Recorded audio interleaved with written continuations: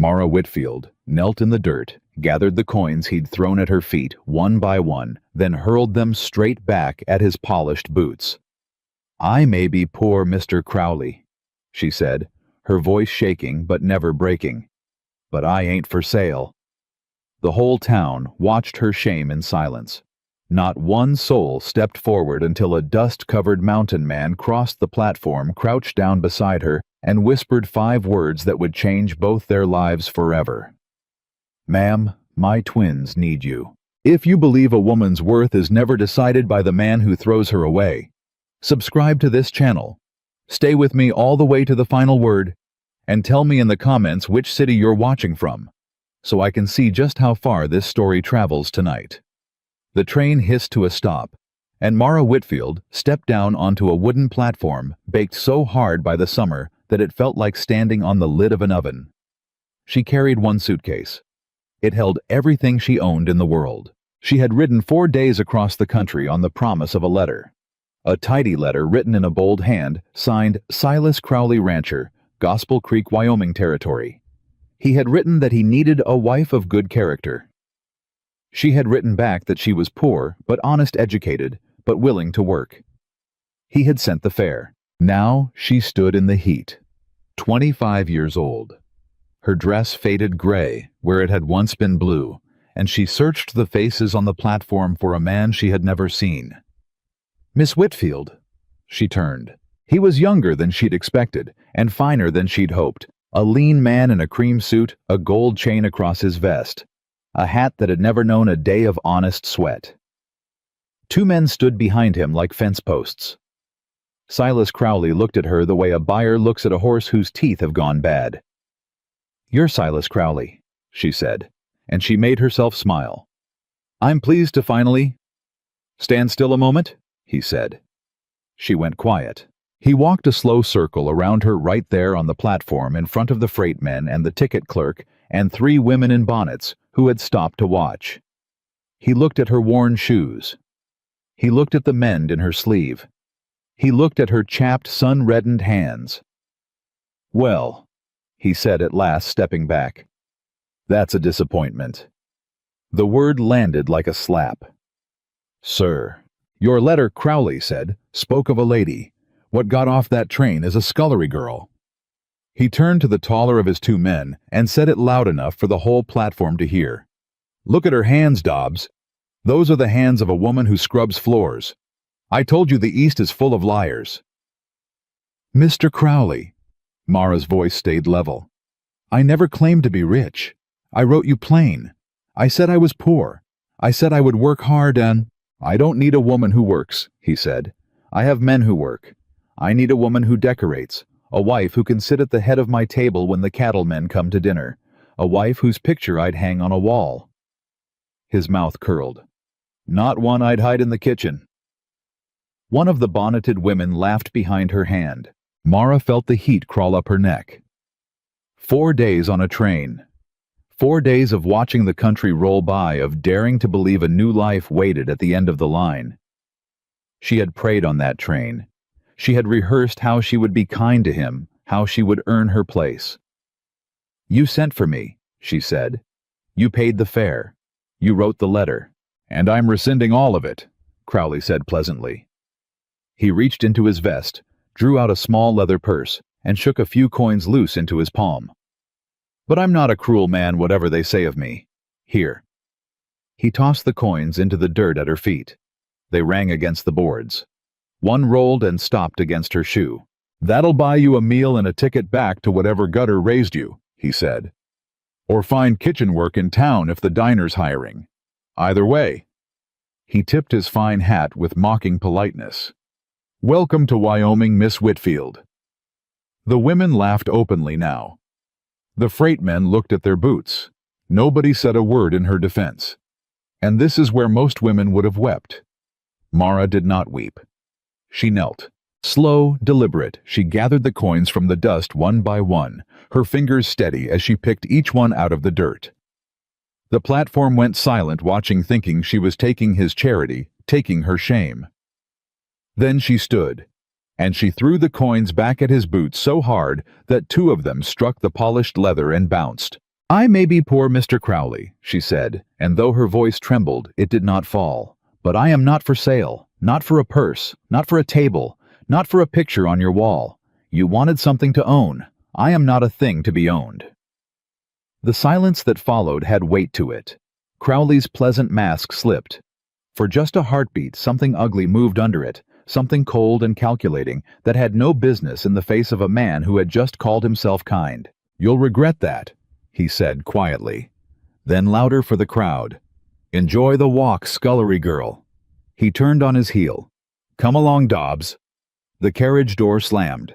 The horses pulled away, kicking up a cloud that drifted over the platform and settled on Mara's faded dress, on her tired shoulders, on the last of her hope. The women drifted off. The freight men went back to their crates. And Mara Whitfield stood alone in the summer dust with one suitcase and not a single coin in a town where she knew no living soul. She would not cry. She swore to herself she would not cry. But her chin quivered and her eyes burned, and she pressed her lips tight and looked down at her ruined shoes so that no stranger would see her break. That was when a shadow fell across her. "Ma'am." She looked up. He was the biggest man she had ever seen. Not fat, there wasn't a soft thing on him, but broad through the shoulders and tall as a barn door, dressed in dust-colored range clothes that had gone gray with the miles.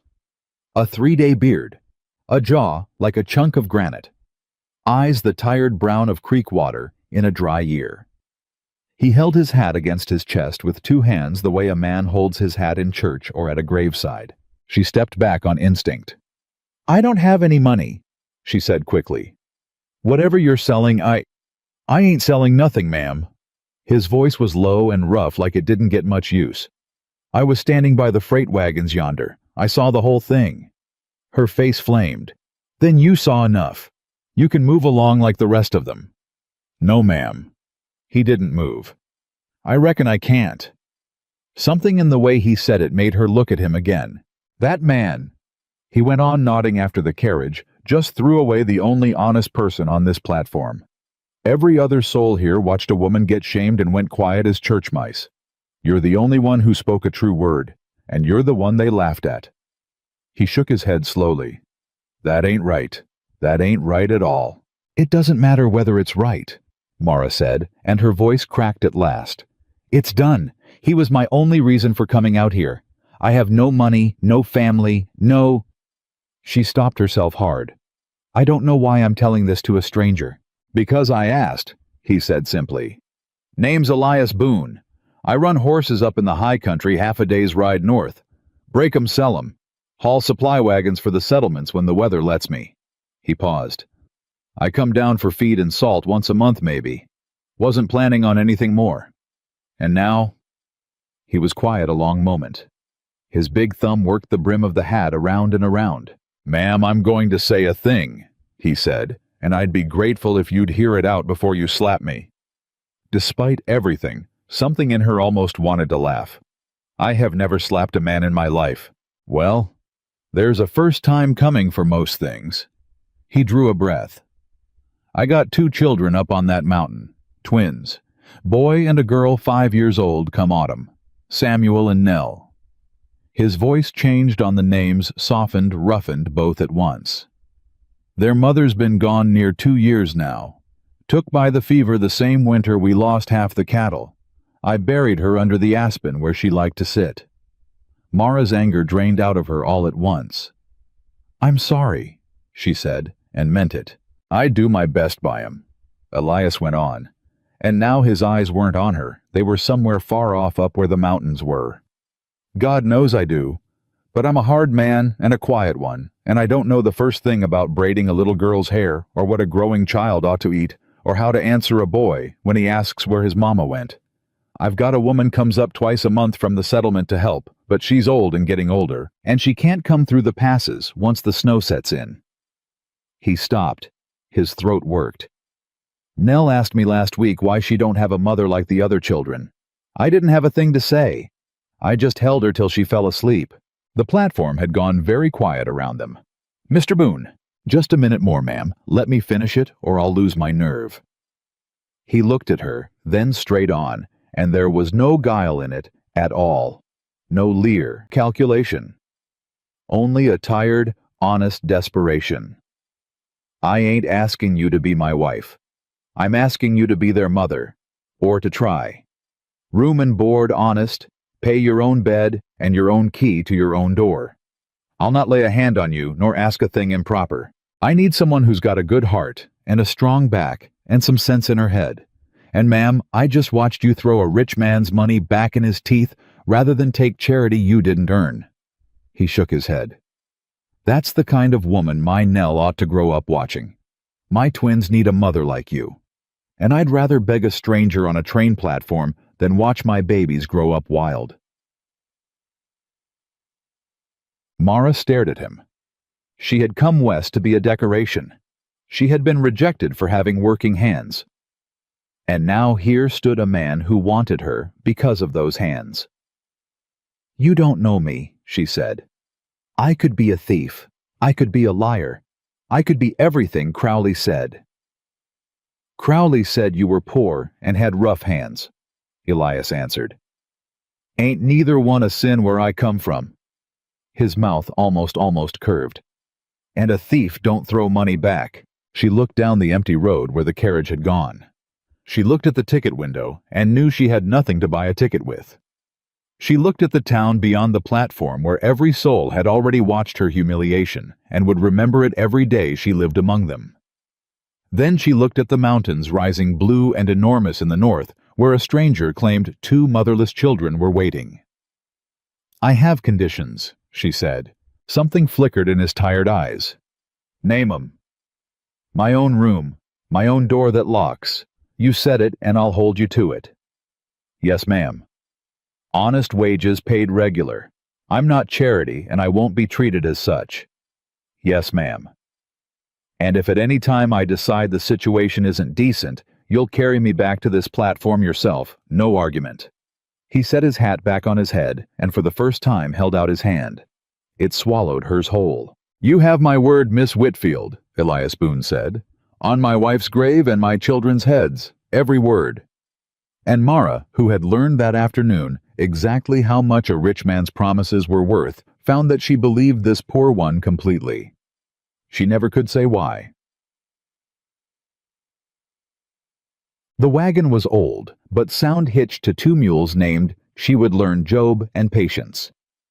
Elias handed her up onto the seat as gently as if she were made of eggshell, then loaded her single suitcase in the back among the sacks of feed and salt and flour. They rode out of Gospel Creek in silence for a long while. Mara watched the town shrink behind them and told herself she felt nothing at leaving it. The lie held for nearly a mile. He'll say things about me, she said finally. Crowley, in town. He'll say things about both of us, Elias agreed, eyes on the road. He always does. You know him. Everybody in this territory knows Silas Crowley. Elias clicked his tongue at the mules. Come out here 4 years back with a fat wallet and a fatter opinion of himself. Bought up the old Halverson spread, then the Pruitt place when Pruitt went under, then half the water south of the creek. Buys land like other men buy whiskey. Can't ever have enough. He paused. Wonder sometimes what he's so thirsty for. He's cruel, Mara said. Under the manners. I saw it just for a second when I threw the coins back. His face, it wasn't just angry. It was like a door opening on a cold room. Elias glanced at her, and there was something new in his look. Respect, maybe. You notice things. My father was a school teacher. He taught me to read faces same as books. Said a face'll tell you the truth a mouth is trying to hide. She looked down at her hands. Small good it did him. Or me. Reckon it might do you a sight of good up here, Elias said quietly. She didn't understand him then. She would before the summer was out. They climbed as the afternoon wore on the road, turning from packed dirt to rutted track, to little more than a suggestion between the pines. The heat did not break with the height, only changed its flavor dry. Now resinous the air shimmering above the rocks. Twice they passed dry creek beds where water should have run. Once they passed the bleached bones of a steer half buried in dust. Bad summer, Elias said, seeing her look. Worst drought I've known up here. Springs going dry all down the valley. Wells failing. Ranchers losing stock they can't water. He shook his head. Country's dry as a Sunday sermon and twice as long. But your ranch has water. He was quiet, a beat too long. We manage, he said. She filed that away the way her father had taught her. A face'll tell you the truth a mouth is trying to hide. And Elias Boone's face just then had gone careful. The sun was low and red when they crested the last rise, and the ranch came into view below them, a low log cabin, a barn that had seen better days, a corral where a half-dozen horses lifted their heads at the sound of the wagon, and off under a stand of aspen a small white cross. And two small figures came flying down the slope hollering, "Papa, Papa's home!" Elias's whole face changed. Every hard line in it went soft. He hauled back on the reins and was down off the wagon before it fully stopped, and he caught them both up, one in each arm, a boy and a girl, and they clung to his neck and talked over each other so fast, Mara couldn't make out one word in three.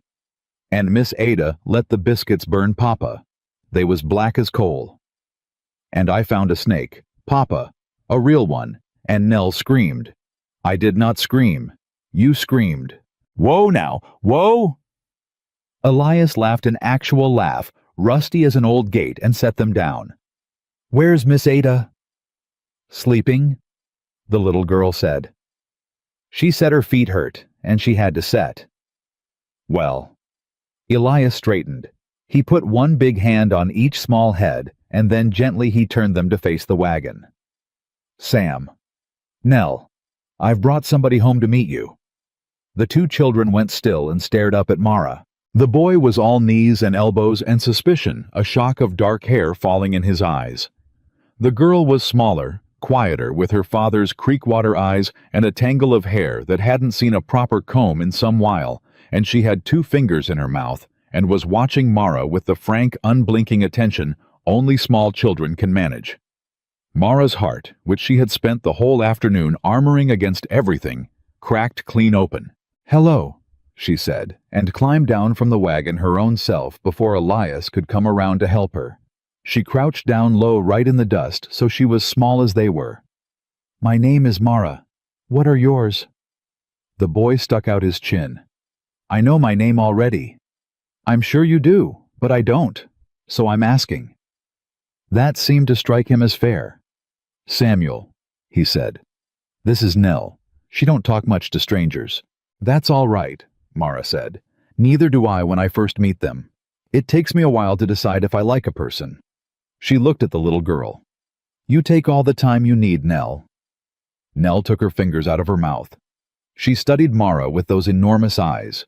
Then she pointed at Mara's dress. You got dust on your dress, Nell said, her first words to the woman who would raise her. Mara looked down at herself at the dust. Crowley's carriage had thrown over her. The dust of the whole long road. The dust of the worst day of her life. I surely do, she said. A whole town's worth of it. But you know what my mama used to tell me about dust, Nell? The little girl shook her head. She said dust washes off. It's the only kind of dirt that always washes off, no matter how much of it a person throws at you. Mara reached out slow and gently smoothed a wild curl back from the child's forehead. You just wait for a little water, and it comes clean. Behind her she heard Elias let out a breath he seemed to have been holding for 2 years. The cabin was clean but sparse. A man's house, missing a woman's hand in 100 small ways she catalogued without meaning to. There was a single trunk of a dead woman's things, pushed into a corner and never opened. There was a child's drawing pinned to the wall, a stick figure with a triangle skirt, and under it, in a child's crooked letters, Mama. Mara looked at it once, and then made herself look away. Old Ada, the settlement woman, woke from her chair with a snort, took one look at Mara, took one look at Elias, and said, Well, it's about time, Elias Boone. I've been telling you for a year. These children need a woman. She heaved herself up. You feed her yet. She's thin as a rail. Feed her. And with that pronouncement she gathered her shawl, accepted Elias's arm to the door, and let him hand her up onto the little cart that would carry her back down to the settlement before full dark. Miss, Ada said to Mara, left, gripping her wrist with a surprisingly strong hand. Her old eyes were sharp. That man out there has had a hard road, and those babies harder. Don't you come up here to break 'em worse. I won't, Mara said. See that you don't. The old woman's face gentled a fraction. But if you're the real article, and I've a feeling you might be, then God sent you up this mountain, girl, whatever you think brought you.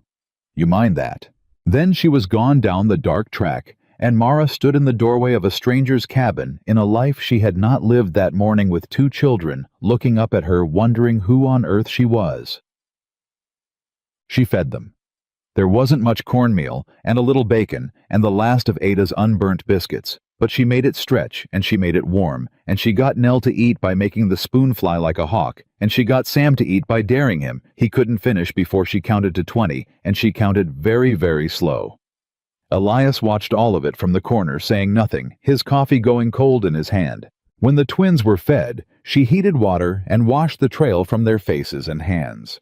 And she found a comb, and she sat Nell between her knees by the low fire, and worked the tangles out of that wild hair, slow and patient, humming a low tune under her breath, a tune her own mother had hummed a lifetime and a country away. Nell fell asleep against her knees before she was half done. Mara looked up.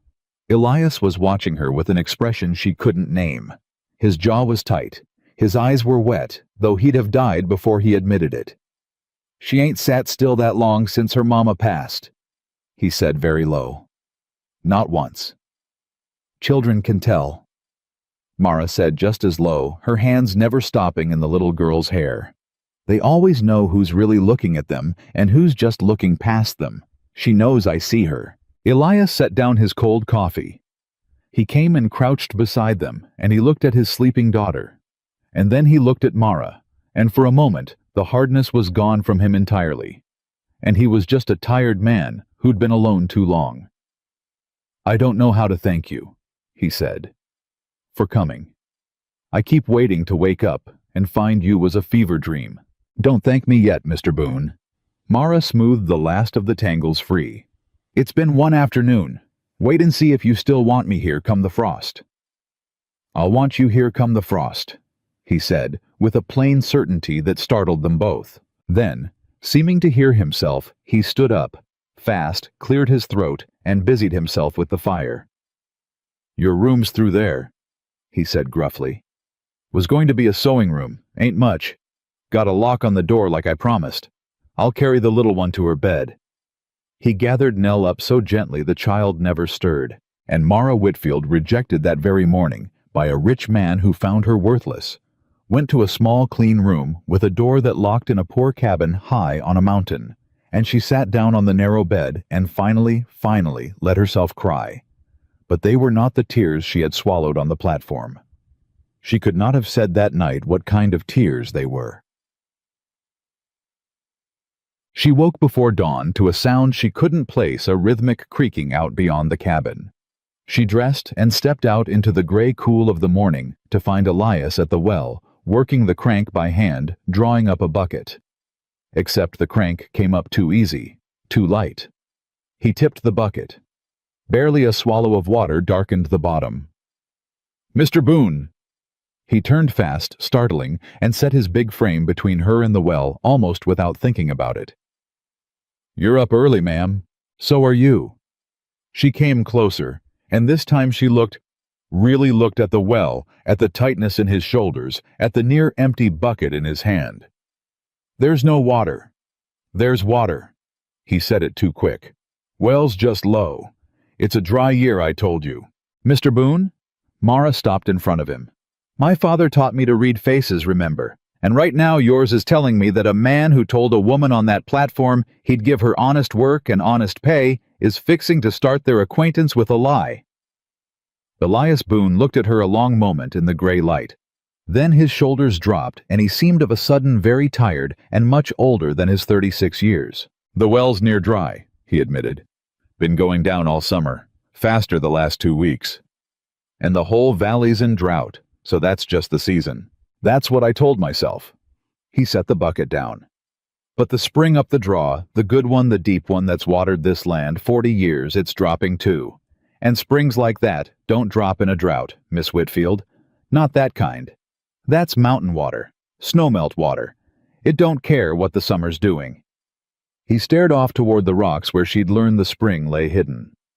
It's dropping because somebody's making it drop, and I can't for the life of me figure how, or who, or why a man would want my water bad enough to— He stopped. To what? Mara asked. But Elias had gone, still staring past her at the corral. She turned to follow his gaze. The corral gate stood open, and the horses, the half-dozen horses that were this family's whole livelihood, were gone. No, Elias breathed. Then he was running. No. Mara ran after him, her skirts gathered in both fists, and they reached the corral together, and Elias stood in the open gate with his hands hanging useless at his sides, staring at the empty pen, and the churned dust, and the single-cut length of rope lying in the dirt where the latch should have been. They were here last night, he said, his voice gone hollow. I checked 'em myself before dark. The gate was tied. I tied it. He picked up the rope. It had been cut clean through with a knife. Somebody let 'em out. Somebody came up here in the dark while we slept and cut my gate and drove off every horse I own. Crowley, Mara said. It wasn't a question. No? Elias shook his head slowly, but he didn't sound sure. He rejected you at the station same day I brought you home. He couldn't have known there wasn't time to— He didn't do it for me, Mara said, and even as the words came, she felt the cold logic of them clicking into place piece by piece, the way her father had taught her to reason a thing through to the bottom. Listen to me. You said your spring's dropping, and springs like that don't drop in a drought. You said somebody's making it drop. And now your horses are gone the very first night. She caught his sleeve. Mr. Boone, what if the horses aren't the point? What if somebody wants you off this land and taking your horses is just the first push? A man on foot on a mountain, with no way to haul supplies, with 2 children to feed and a dry well. How long could he hold out up here? Elias stared at her. Not long, he said quietly. Not long at all. Then that's the plan. Not to attack you, to strand you, to dry up your water and steal your horses and starve you down off this mountain nice and slow until you give it up yourself and call it your own idea. She let go of his sleeve. Who wants this land, Mr. Boone, enough to do all that, and patient enough to do it quiet? And high on the mountain in the gray of that first morning, with 2 children still asleep in the cabin behind them and the summer sun just beginning to burn the ridge to gold. Elias Boone said the name they were both already thinking. Crowley. The empty corral did not answer, but far down the valley, faint on the still morning air, came the sound of a single rifle shot, and then nothing at all. Elias turned toward the sound, and his hand dropped to his hip where no gun hung, and Mara saw his jaw set like stone. Get inside, he said. Bolt the door. Keep the children away from the windows. Mr. Boone? Please, ma'am. He was already moving toward the cabin, toward the rifle she'd seen above the door. I don't know what's coming up that road, but I aim to be standing between it and my children when it gets here. Mara did not go inside. She followed him to the door, and when he took the rifle down and turned to argue, she was already reaching past him for the box of cartridges on the high shelf. You'll want these loaded, she said, if you mean to stand between anything and those babies. My father taught me to read faces, Mr. Boone. She met his eyes, and hers did not waver. But my grandfather taught me to load a rifle, and I have not in one single day on this mountain decided that I intend to hide in a corner while trouble rides up your road. For a long moment, Elias Boone looked at the woman a rich man had thrown into the dust 24 hours before the woman. Nobody in Gospel Creek had thought worth a single word of kindness. Then he handed her the box of cartridges. No, ma'am, he said. I don't reckon you did. The cartridges rattled in the box as Mara's hands worked, and Elias watched her thumb 3 rounds into the rifle before he stopped her. That's enough loaded, he said. You keep the rest. If they come, you don't fire unless I fall. You understand me. Not unless I fall. And if you fall. Then you do what you have to for those children, and you don't waste a single shot on grief. She hays. I understand you, Mr. Boone. They stood at the door together, listening, but no riders came up the road. The single rifle shot down the valley was not repeated, and after a long while, the morning settled back into its stillness, and the sun climbed, and the children woke. Sam came stumbling out first, rubbing his eyes. Papa, why are you holding the gun? Elias set the rifle back over the door in one smooth motion, easy like it was nothing. Shooting at a hawk that was eyeing our chickens, he said. Missed him. Go wash up. Miss Mara's fixing to make you breakfast, I reckon. Mara took the cue without a beat of hesitation. I am indeed. And I'll wager neither of you can wash behind your ears well enough to fool me. I check. Nell's face appeared in the bedroom doorway. Nobody checks behind the ears, she said, deeply suspicious. I do. It's the first thing I check. Mara set the cartridge box high on the shelf out of small reach, moving as though her whole world hadn't tilted an hour before. Behind the ears is where a person hides the truth about themselves. Go on. The twins went grumbling, and the moment their backs were turned, Mara looked at Elias, and Elias looked at Mara, and neither of them said the thing they were both thinking, which was that somewhere down that mountain was a man who had cut their gate in the dark and driven off everything this family owned, and that the day had only just started. The horses were the first thing. Elias went out after breakfast to track them, and Mara watched him work the ground around the corral, crouching reading the churned dirt the way she read faces. He came back grim. 2 riders, he said low so the children playing near the well wouldn't hear. Drove my stock down the north draw before dawn. Tracks are half a day cold. By now they're either sold scattered or shot. He rubbed a hand down his face. 6 head. My whole string. That was 2 years of breaking Miss Whitfield. 2 years of work gone in one night while I slept not 30 feet away. Can you get them back? Get them back. He laughed, but there was no humor in it. From who? I don't know who took 'em. I got no proof it's Crowley. I ride into Gospel Creek and accuse the richest man in the territory of horse thieving, and you know what happens.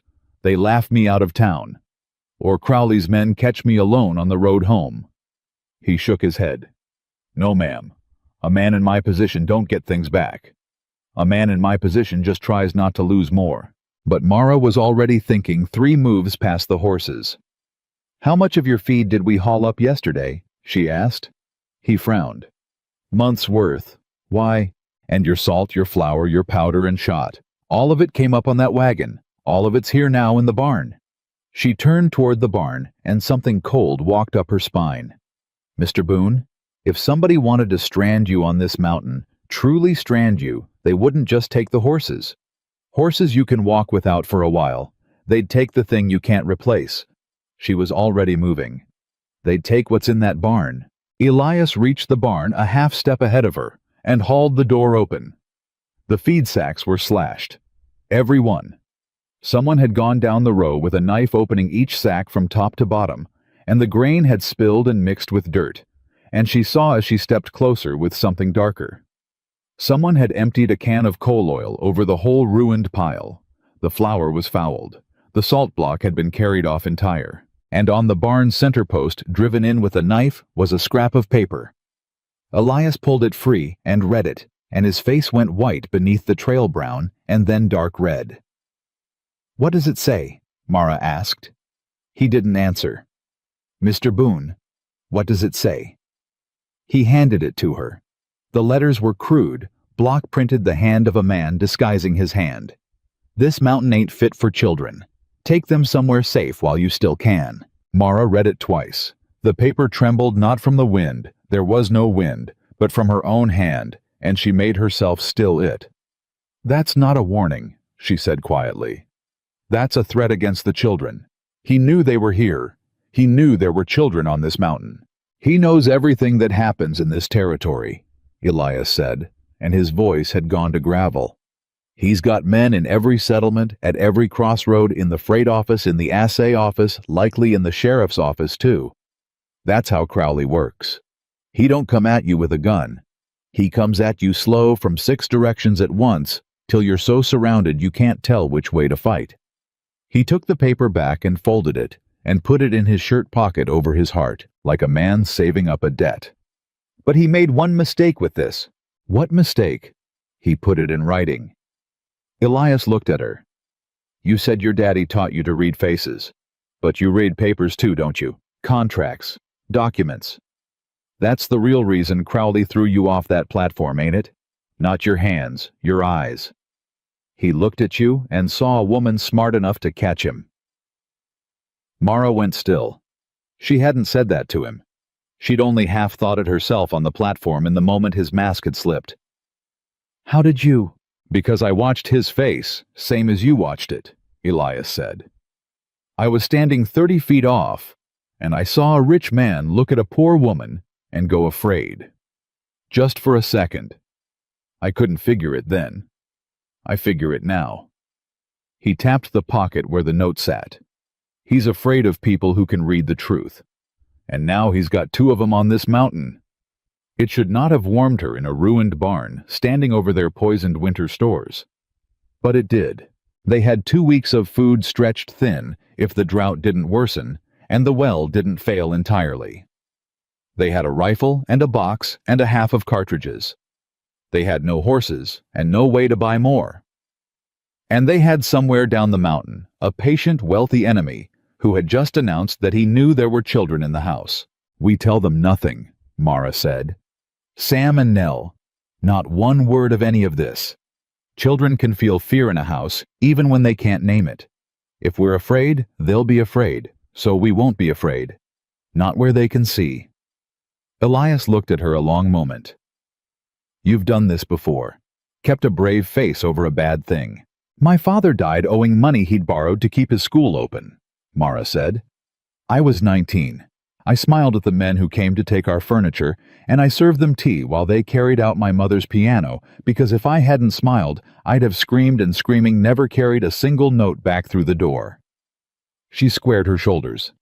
So yes, Mr. Boone, I have done this before. I'm good at it. And she turned and walked back toward the cabin, calling out to the twins that it was time for their letters, that she'd found paper and a bit of pencil, and any child worth his salt could learn to write his own name by supper. Elias watched her go. Then he looked at the ruined barn, and the empty corral, and the dry well, and up at the burning ridge, and he made a decision he did not tell her about. He was going to find out how Crowley was draining that spring, and he was going to do it that very night. The day did not let him. By noon, the heat had come down like a hammer, worse than the day before. The kind of dry, killing heat that made the pines creak and the horizon swim. What was left in the well would not fill a bucket.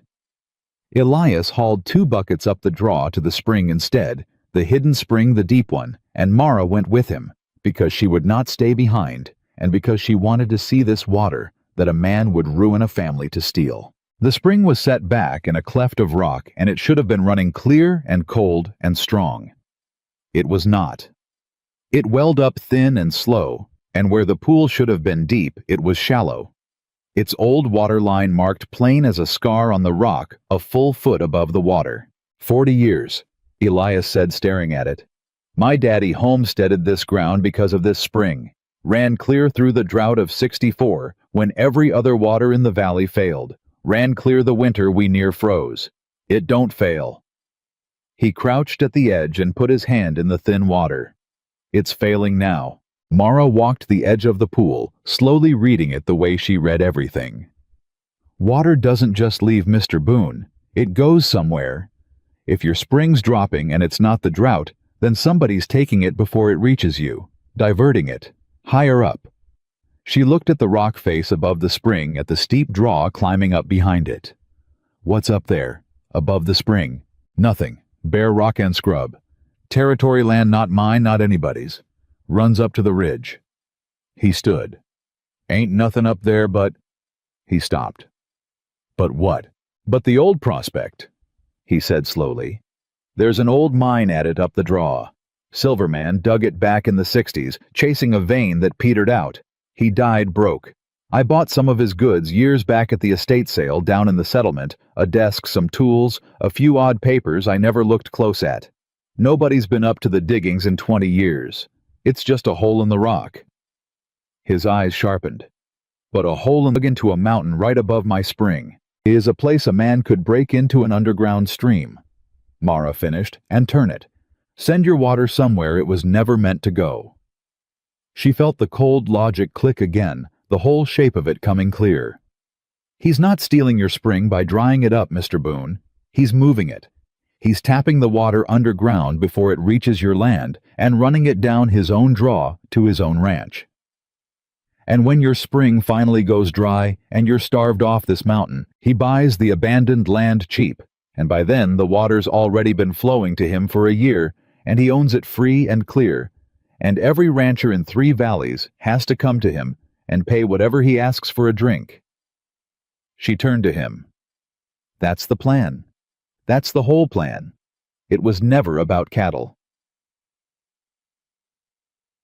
Elias stared at her, and she watched the truth land in him like a blow.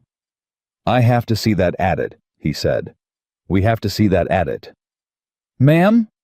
2 sets of eyes read a thing faster than one, Mara said.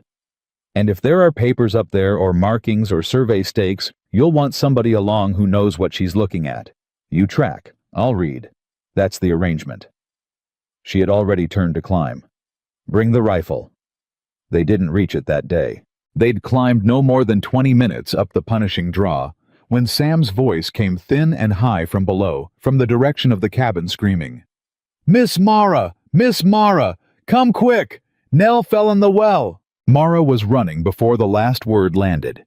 She half fell down the draw, her skirts tearing on the scrub, Elias's heavier boots pounding behind her, and the whole way down her heart hammered, one word, over and over, "Fell in the well, fell in the well, the dry well, the deep dry well," and she reached the yard, and there was Sam by the wellhead, sobbing, pointing down. She wanted to see the water. He wept. She leaned over to see, and she went in. Miss Mara. She went in. Elias hit the wellhead and looked down into the dark and roared his daughter's name. A small, terrified, live voice floated up. "Papa, she's alive." Elias sagged against the stone for 1 second, then he was all motion. "Nell, baby, don't you move, Papa's coming." He was already hauling on the well rope, but the crank was old, and the child was 15 feet down in the dark on a narrow ledge of collapsed stone, and the rope was frayed, and Mara saw him look at that frayed rope and do the math and reject it. "It won't hold your weight," she said. "I know it won't. It'll hold mine." Elias turned. "I'm half your size, Mr. Boone." Mara was already knotting the rope around her waist, fast, her father's brother's sailor knots that she'd learned as a girl and never forgotten. "You lower me, I get to her, you haul us both. The rope holds 1 small woman and 1 small child. It does not hold a man built like a barn." She yanked the knot tight. "There's no time to argue, and you know it. Lower me down." For one terrible heartbeat he hesitated, a man who had already lost a wife to this mountain being asked to lower another woman into the dark on a frayed rope. Then Nell's voice came again, smaller. "Papa, it's dark. I don't like it." And Elias braced his boots against the wellhead and took the rope in both his enormous hands and said, "Go. I've got you. On my life, I've got you."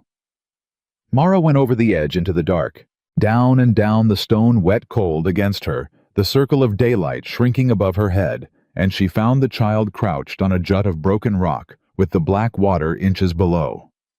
Her small feet wide-eyed, too frightened even to cry now. "There you are," Mara said, gentle as anything, like they'd only met over spilled milk. "There's my brave girl. Look at you found a whole secret room down here." "I fell," Nell whispered. "You surely did. And now we're going to fly back up, you and me.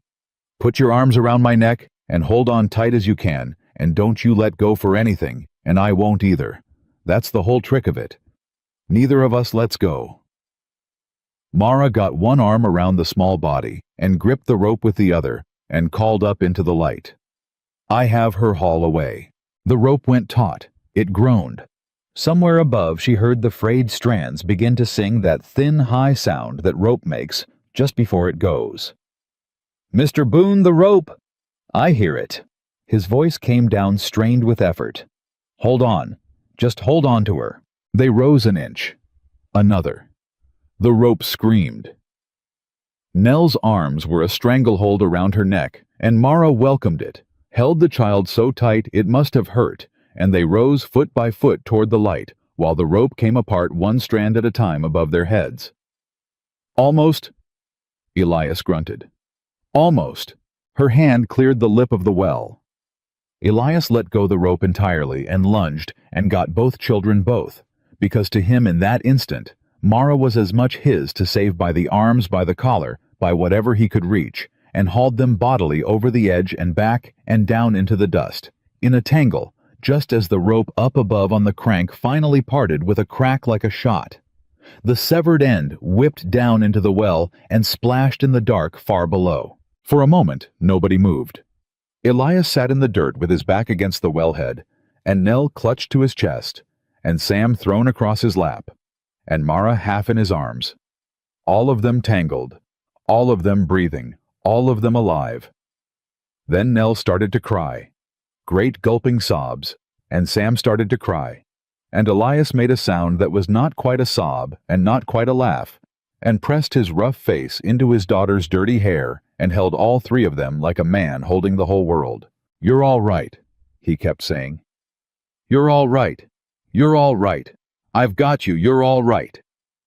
And over the children's heads his eyes found Mara's, and there were no words in either of them for what passed between them then. Later, much later.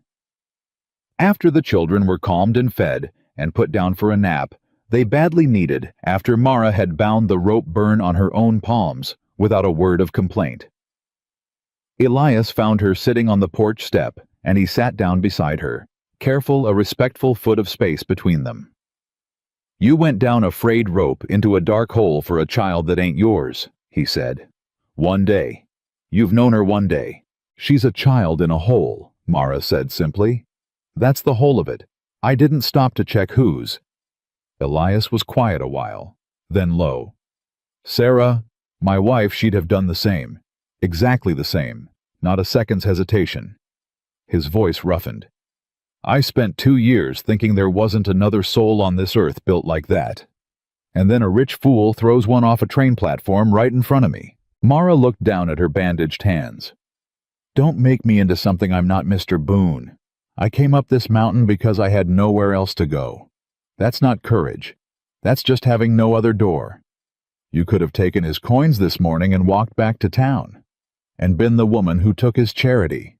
No, I'd rather starve honest. That," Elias said, "is exactly what I mean." He stood before the moment could grow too large for either of them. "There's a spare rope in the barn the vandals missed. I'll rig the well again come morning. And Miss Mara." He paused, hat in hand. "Thank you. Ain't a word big enough, but it's the one I've got. Thank you." That night the fever started, not in the children in the mare. Elias's last remaining animal, an old broodmare too lame to have been worth stealing, left behind in the vandals' haste. Mara heard her thrashing in the barn, near midnight went out with a lantern, and found the old horse down in her stall sides, heaving eyes rolling white foam at her muzzle. She woke Elias. He took one look, and his face fell. "Poisoned," he said. "Same as the trough was, I'd wager. Somebody got to her water, or the feed's fouled worse than we knew." He knelt by the mare's head. "She's the last horse I've got.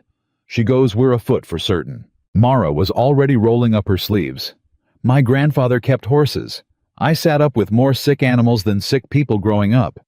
Get me clean water, not from the well, from the good jug in the kitchen, and any oil you've got, and vinegar, if there's vinegar, and let's see if we can't pull her back." They worked over that old mare till dawn. Mara dozed her, and walked her when the horse could stand, and cooled her with the last of the good water when she couldn't. And Elias did everything Mara told him without question, this huge man taking orders from a woman he'd known 2 days, holding the mare's head, and murmuring to her in a low, steady voice while Mara worked. Twice they thought they'd lost her. Twice the old mare fought back. And as the sky began to gray, the mare heaved herself up onto all four legs, shook herself, and put her nose down into the clean water Mara offered, and drank like an ordinary thirsty horse. Eli breath. I'll be damned. Language, Mr. Boone. But Mara was smiling, exhausted and filthy, and smiling. You've a mare and two children who repeat everything. He laughed that rusty laugh again, less rusty now than it had been 2 days before. And then he looked at her across the back of the horse they'd saved together, and the laugh faded into something quieter and more dangerous, and Mara felt her own breath catch, and she was suddenly very aware of the dawn light and the smell of hay, and the fact that they were alone and had been for hours. She looked away first. You should sleep, she said. You've been up all night. So have you. I'll sleep when the children wake and I've got them fed. Go on. But neither of them moved, Miss Mara. Elias's voice had gone low and careful. I need to say a thing, and I need you to hear it as the plain truth it is, and nothing more. When I asked you up this mountain, I told you I wasn't asking for a wife. I meant it. I still mean it. I'll not go back on my word, nor crowd you, nor make this place anything but safe for you. He turned his hat in his hands.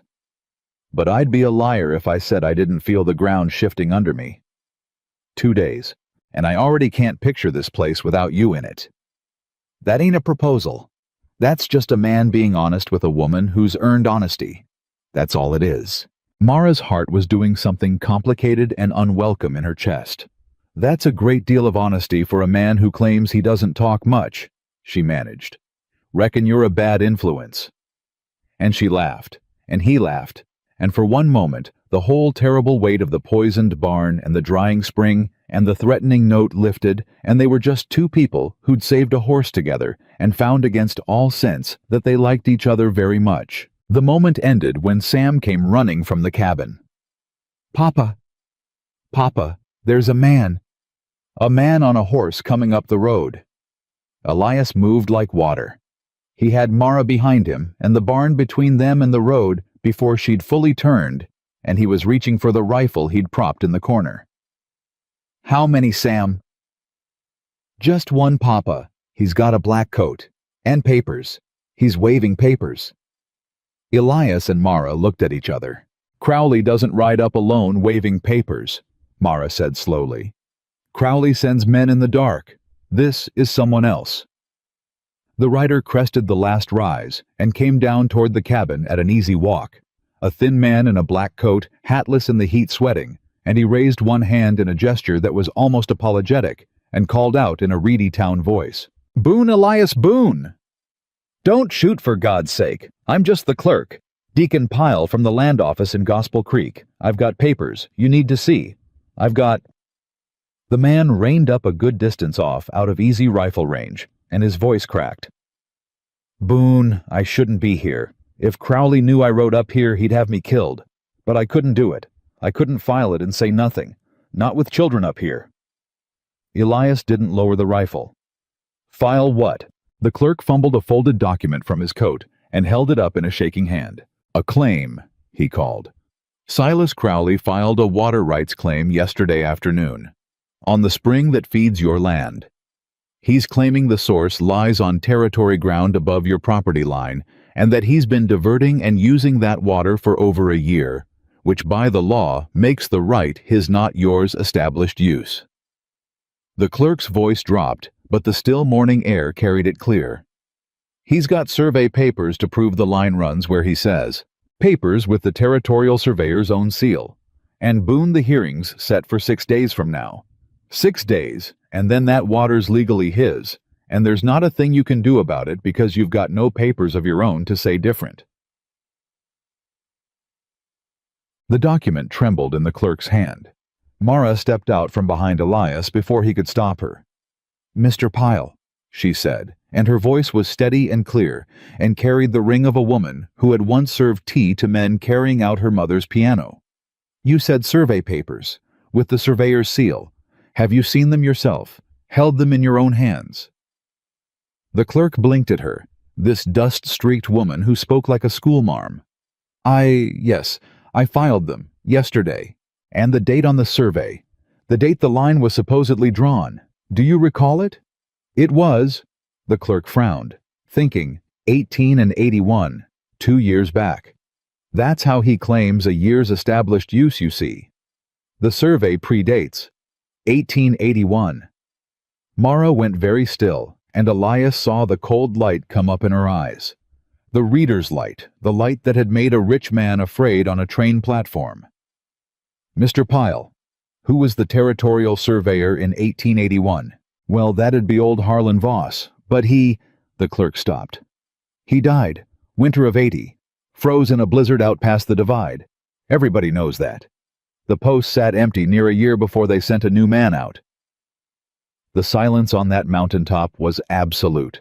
Then it isn't possible, Mara said softly, for Harlan Voss to have surveyed and sealed that line in 1881, because Harlan Voss was already a year dead.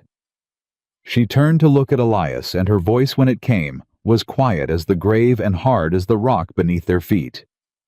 The papers are forged, Mr. Boone. Crowley's whole claim rests on a survey signed by a dead man. And if we can prove that if we can put our hands on the original survey with the true date, or find one honest witness who knows that seal is stolen, then Silas Crowley doesn't just lose the water. She folded her bandaged hands. He hangs for forgery and fraud, and every crime he's committed to cover it, the horses, the poison, the threat against these children, all of it comes down on his head at once. The clerk went white. You can't prove forgery in 6 days. He's got the only copy of that survey locked in his own house. There's no other. There is one other place it could be, Elias said slowly, and Mara turned to him, and he was staring up the draw, up toward the bare rock and the scrub and the old silver mine that no one had entered in 20 years. The prospector, the one who dug the adit right above my spring. He'd have surveyed his own claim before he filed it. Every prospector does to mark his diggings. And I bought his desk, his tools, a box of papers I never once looked through. His jaw set. There's an old survey of this ground somewhere. Maybe in that adit. Maybe in that box in my own cabin. A true one. One with the true line and the true date drawn by an honest man 20 years before Crowley ever dreamed of stealing this water. He lowered the rifle at last. Mr. Pyle, you rode up here at the risk of your life to warn a stranger. I won't forget it, and neither will these children. Now I need one more thing from you. He walked toward the clerk, and Mara watched a plan settle over him like a coat. I need you to ride back down and file that claim exactly as Crowley told you to. Say nothing. Act the frightened clerk you are. Give me 6 days and don't let him suspect you warned us. The clerk swallowed. And what'll you do in 6 days? Elias looked back over his shoulder at the cabin where his children were, at the ruined barn at the dying spring, and last of all, at the woman a rich man had thrown into the dust, who had come up his mountain with one suitcase, and turned out to be the one weapon Silas Crowley never saw coming. In 6 days, Elias Boone said, I'm going to find that survey and bring the truth down off this mountain and lay it on the table in front of the whole town that laughed at her. Down in the yard, the old mare they'd saved lifted her head and whinnied at the rising sun, and far up the draw, the thin cold spring ran on dying by inches, keeping its buried secret for 6 more days. The clerk was barely off the mountain before Elias hauled the dead prospector's box out from under the eaves where it had sat forgotten for 6 years. He dropped it on the table, and Mara went at it the way a starving woman goes at bread. Papers, receipts, an old assay report, a Bible with a broken spine, a bundle of letters tied in string, gone brittle with age. She sorted it all with quick, sure hands, while Elias watched holding his breath, and Sam and Nell peered over the table edge, asking what they were looking for. Treasure. Mara told them, not looking up. A piece of paper worth more than gold. Now hush and let me hunt. But the survey was not there. She went through every sheet twice. Assay reports, a claim registration letters from a sister back in Ohio, a bill of sale for a mule. No survey. No map of the diggings. Nothing with a line and a date. It's not here, she said finally, and the disappointment in the room was a physical thing. He filed a claim. Here's the registration, so he must have surveyed, but the survey itself isn't in this box. She set the papers down. He kept it somewhere else, somewhere he thought safer. Elias's eyes went to the drawer. The adit. The adit? Mara agreed. They went at first light the next morning, the two of them leaving the children with strict instruction, and the door bolted and the old mare's bell rigged to ring if anyone came up the road. Elias carried the rifle and a coil of the new rope and a lantern. Mara carried nothing but her wits, which she had come to understand were the only weapon on that mountain Crowley truly feared. The climb near killed them both in the heat. But they reached the adit by mid-morning, a black mouth in the rock, timbered at the entrance, half choked with fallen scree, and Elias lit the lantern and went in first, bent double under the low ceiling, and Mara came behind with her hand fisted in the back of his shirt, so as not to lose him in the dark. 20 feet in the tunnel opened, and there, exactly as Mara had reasoned it would be, was the water. An underground stream ran through a natural channel in the rock, the true source, the spring's own heart, before it ever reached the surface. And someone had been at it. Recently. Fresh timber shored a crude dam, and a channel had been cut into the rock to turn the water aside, sending better than half the flow down a new blasted course that ran off into the dark toward the south. Toward Crowley's land. There it is, Elias breathed, lifting the lantern. There's my spring. He's been up here with powder and men right over my head, stealing it a bucket at a time. His voice shook with a fury she'd not heard from him before. Right over my sleeping children's heads. Elias. Mara had gone still beside the diverted channel. Look. Someone had left tools. A pick, a shovel, a coil of fuse, and tucked into a dry niche in the rock, where a man might store his dinner, a flat tin document case. Elias pried it open. Inside were papers, and the top one was a survey, and it bore a seal, and Mara took it to the lantern with hands that would not stay steady. She read it. She read it again. Then she made a sound that was half a laugh and half a sob. It's the forgery, she whispered. The working copy. Elias, look at the seal. It's Harlan Voss's seal, pressed fresh, but the paper, she held it to the light. The paper's new. Not 2 years old. New this season. You can smell the ink. And here in the corner. Her finger stabbed at a faint pencil mark someone had failed to erase. Here's the true survey line drawn in pencil first before they inked the false one over it. Someone traced an honest survey and moved the boundary. And they were sloppy. They left the pencil. She looked up, her whole face alight. This isn't just proof the papers are forged. This is the forgery itself, with the honest line still showing underneath. This is the noose, Elias. This is the whole rope. Elias stared at the paper in her hands as though it were made of light. Then we've got him, he said. We've got him. And that was the moment the shooting started. The first bullet struck the rock above Elias's head and screamed off into the dark. He had Mara down and behind him before the echo died, the lantern knocked flat, the flame guttering. They followed us, he said against her ear. Or they were coming up to work the dam and found us here. He got the lantern up, snuffed it to a low glow. Miss Mara, listen to me. There's 2 ways out of a mine and only one that a man expects. Now I want you to... How many? Sounded like 2 rifles, maybe 3. He pressed the tin case into her hands. You take this. You keep it against your body no matter what. If it comes to it, you crawl into the dark deep and you wait, and you do not come out for anything. You hear me? Not for anything. Not for you. Not for me, for the children. That paper gets down this mountain even if we don't. His hand found her face in the dark, just for a second, rough and gentle at once. You understand. She understood. She hated it. She understood. There's a shaft branches off yonder, Elias whispered. Old ventilation cut. Comes out on the far side of the ridge 100 yards off in the scrub. They won't know it's there. You take the paper, and you go out that way while I keep 'em looking at this door. Then I lose 'em in the rocks and we meet back at the cabin.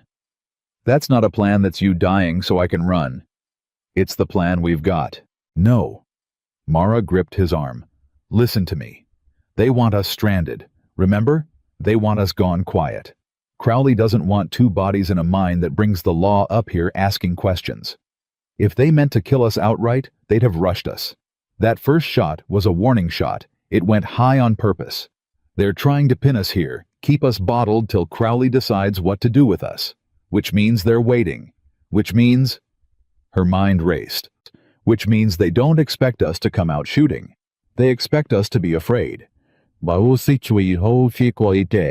Elias was quiet a beat. You read that in the dark off one bullet. I read it off everything he's done for 2 weeks. He's a patient man who never once has come at you straight. His men are the same. They'll be dug and comfortable waiting us out. She pressed the tin case flat against her chest and drew a breath. So we don't wait. We come out where they don't expect from the direction they don't expect, and we make more noise and more trouble than two people ever should. You said the ventilation shaft comes out behind them, 100 yards behind on the far slope. Then that's not my escape route, Mr. Boone. Her eyes had adjusted enough now to find his in the dark. That's our attack.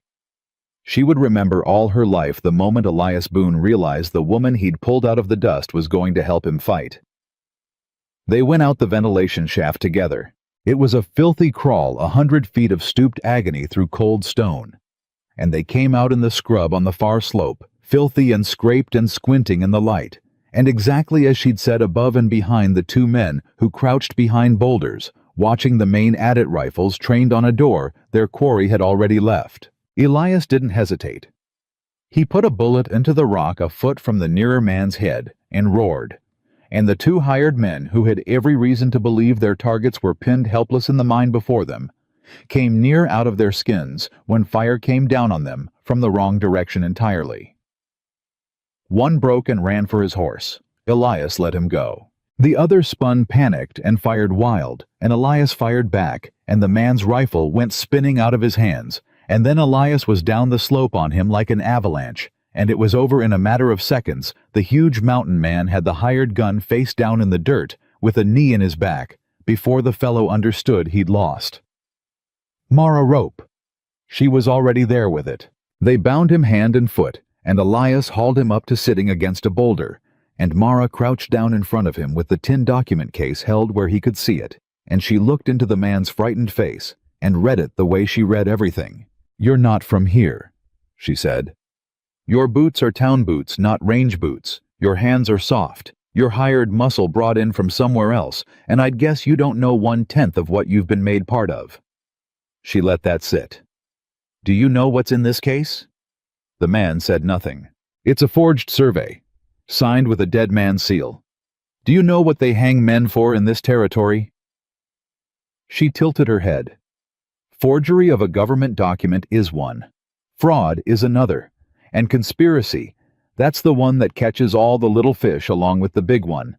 Every man who fired a shot up here today is part of a conspiracy to defraud, and when this case reaches the circuit judge, the big fish is going to give up every little fish he can to save his own neck. That's what rich men do. They spend the men who worked for them like they spend everything else." She leaned in. "So here's the only question that matters for you. Do you want to be a man who confessed and helped, or a man Crowley hangs alongside himself to look cooperative?" The hired man's throat worked. He was young, she saw. Younger than Elias, scared under the hardness. "I never signed nothing," he said. "I just did what the foreman said. Cut a fence. Move some water. Scare off a squatter." His eyes flicked to Elias. "Wasn't told about no children up here. I swear it. When Dobbs put that note about the children on your barn post, I told him it weren't right. I got a little girl my own self back home." "His name's Dobbs," Mara said quietly, filing it. "Crowley's man. The one who was with him at the station. Dobbs runs it all." The man said the words coming faster now, the way they do once the dam breaks. "Crowley never dirties his hands. It all goes through Dobbs. The water, the survey, the men Dobbs hired, the fellow forged the papers some drunk down in Cheyenne used to work the surveyor's office. Dobbs paid him $50 and a bottle. I heard him brag on it." He swallowed. "You want to hang Crowley, you got to catch Dobbs first, and Dobbs don't never leave anything writ down." Mara and Elias exchanged a look. "He left something writ down," Mara said softly, tapping the tin case. "He left this." The man they'd captured had a name Ellis Ward, no relation to anything but his own bad luck. And by the time they'd walked him back down the mountain, prodded along at the point of his own confiscated rifle, he'd shape of the whole thing. The hearing was in 5 days. Crowley meant to win it clean on the forged survey, and had only sent men up to work the dam, and finding intruders to bottle them. He had not authorized killing. Dobbs Ward believed had wanted to. Crowley had said no, not because he had a conscience, but because a dead rancher and a dead woman brought a circuit judge and a coroner up the mountain, and the last thing Crowley wanted was official eyes on that adit before the water rights were safely his. "So we've got 5 days." Elias said that night, low after the children slept, "And the one thing he can't afford is attention, which means the smartest thing we can do is make as much noise as humanly possible," Mara finished.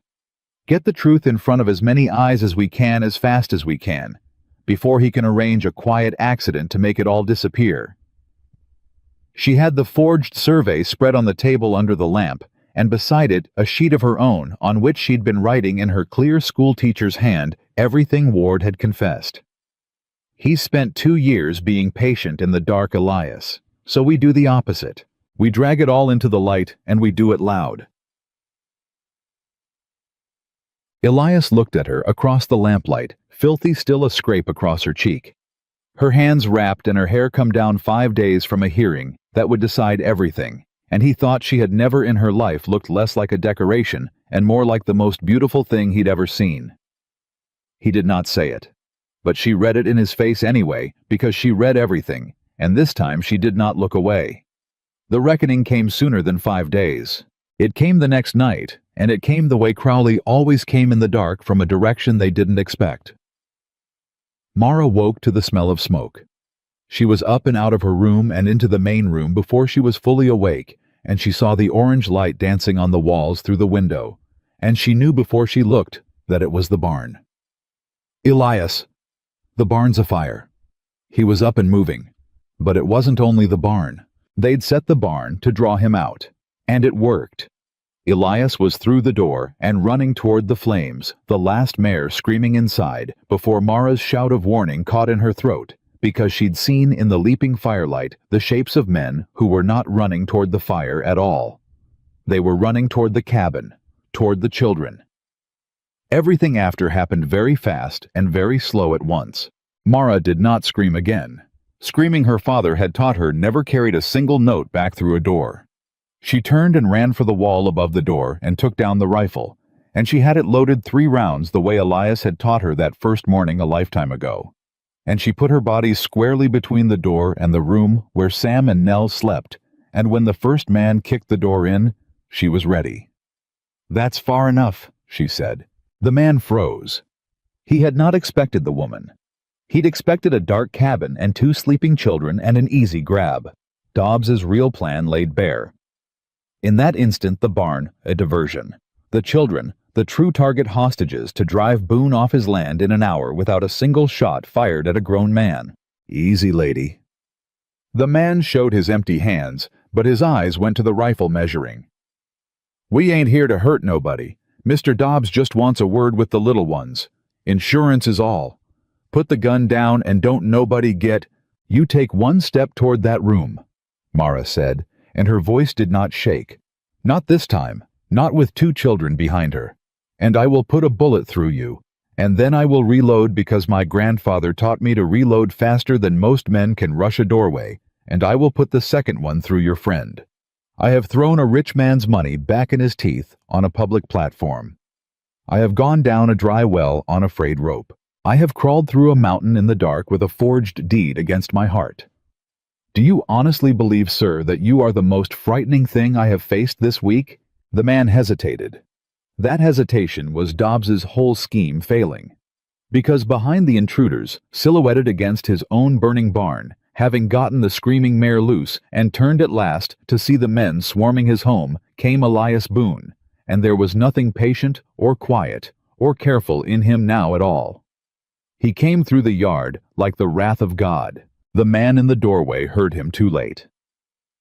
Elias hit the little knot of intruders from behind, and they scattered like quail, and it was chaos and shouting and fists in the firelight.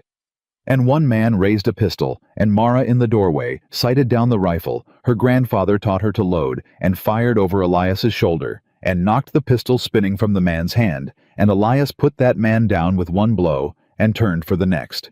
It was over in 90 seconds. 2 of Dobbs' men ran for the horses and got away into the dark. One lay groaning in the dust, and Dobbs himself. Mara knew him the moment the firelight caught his face, the tall man from the station, the man who'd stood behind Crowley like a fence post. Dobbs stood at the edge of the yard, and he had not run, and he was smiling, and he had a pistol, and it was pointed not at Elias. It was pointed at the doorway, at Mara, at the children behind her.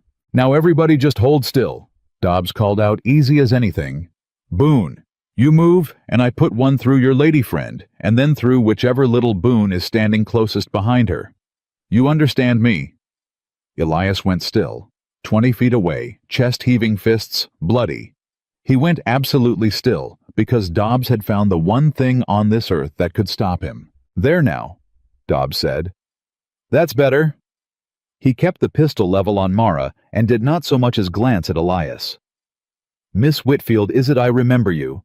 The scullery girl from the platform. Mr. Crowley was right about you. You've been nothing but trouble since you stepped off that train. Now, I understand you folks went up to the diggings today. I understand you took something out of there that don't belong to you.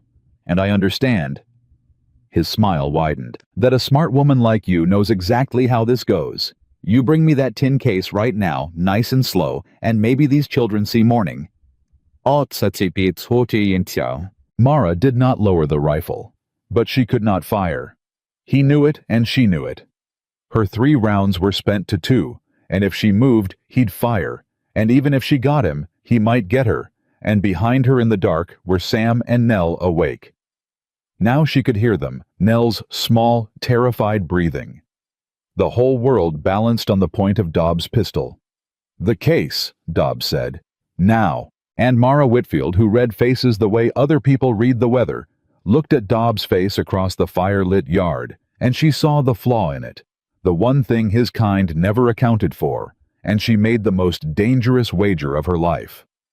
"You won't shoot," she said. Dobbs' smile flickered. "Try me. You won't shoot, and I'll tell you exactly why." She kept her voice level and clear, the schoolteacher's voice, the tea-serving voice, the voice that had never once carried her fear back through a door. "Because Silas Crowley told you no bodies, didn't he?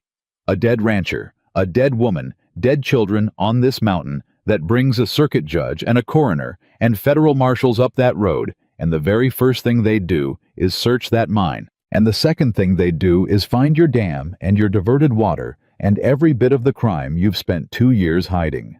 Crowley would rather lose the water than hang. And you, Mr. Dobbs, you're smart enough to know he'd hand you to the judge in a heartbeat to save his own neck. So no, you won't shoot, because a dead body up here is the one thing your whole scheme cannot survive."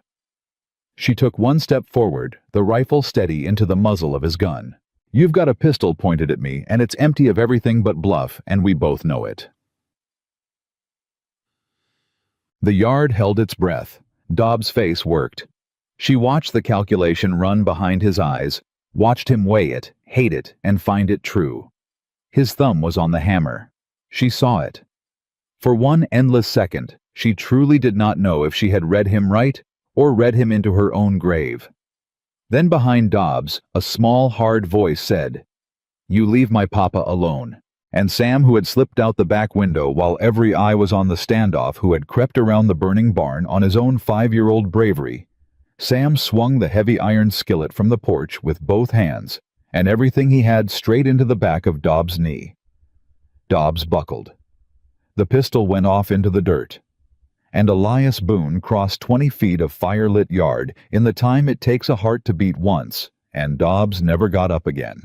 Later they would bind Dobbs and Ward and the groaning third man together, and Elias would stand guard over them while Mara held both trembling children in her lap by the dying light of the burned barn, and Sam would not stop shaking, and Nell would not stop crying, and Mara would rock them both and murmur the low tune her mother once hummed over and over until the shaking eased. "You could have been killed," Elias said, hoarse, kneeling beside them, one arm around all three. "You stood in a doorway and dared a man to shoot you. You've on reading his face." "I betted on Crowley being a coward," Mara said, exhausted, "and on you being close." She looked down at Sam, at the boy who'd swung a skillet at a killer. "And I betted apparently on the bravest 5-year-old in the Wyoming Territory." Sam hiccuped against her shoulder. "I hit him real hard." "You hit him," Mara said, and pressed her lips to his hair, harder than any grown man could have. "And you're never ever to do anything so brave and so foolish again, do you hear me? My heart cannot take it." Elias looked at the three of them, his son, his daughter, and the woman. A rich man had thrown into the dust all of them alive, all of them his, whatever the word for it was. And then he looked out at the bound men, and the burned barn, and the tin case sitting safe on the table through the window, the forgery and the noose, and the whole truth of it, waiting for daylight. 4 days to the hearing, he said quietly. We've got the paper. We've got Ward's confession. We've got Dobbs himself caught red-handed with a pistol on children. That's enough to bring the law up here, not send us begging down to it.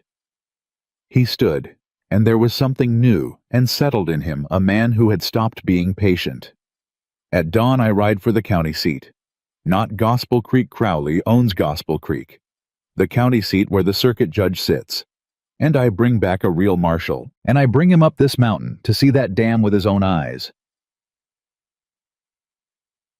You're not riding anywhere alone, Mara said.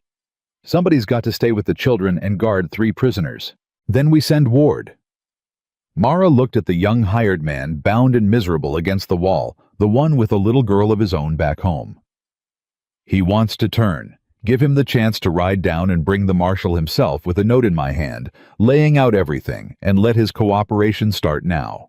A guilty man racing to confess before his boss can silence him. No marshal in the territory ignores that. Elias considered it. Then he almost smiled. You'd trust a man who cut my fence to ride for the law. I'd trust a frightened father to save his own neck, Mara said. It's the most reliable force I know of, present company accepted.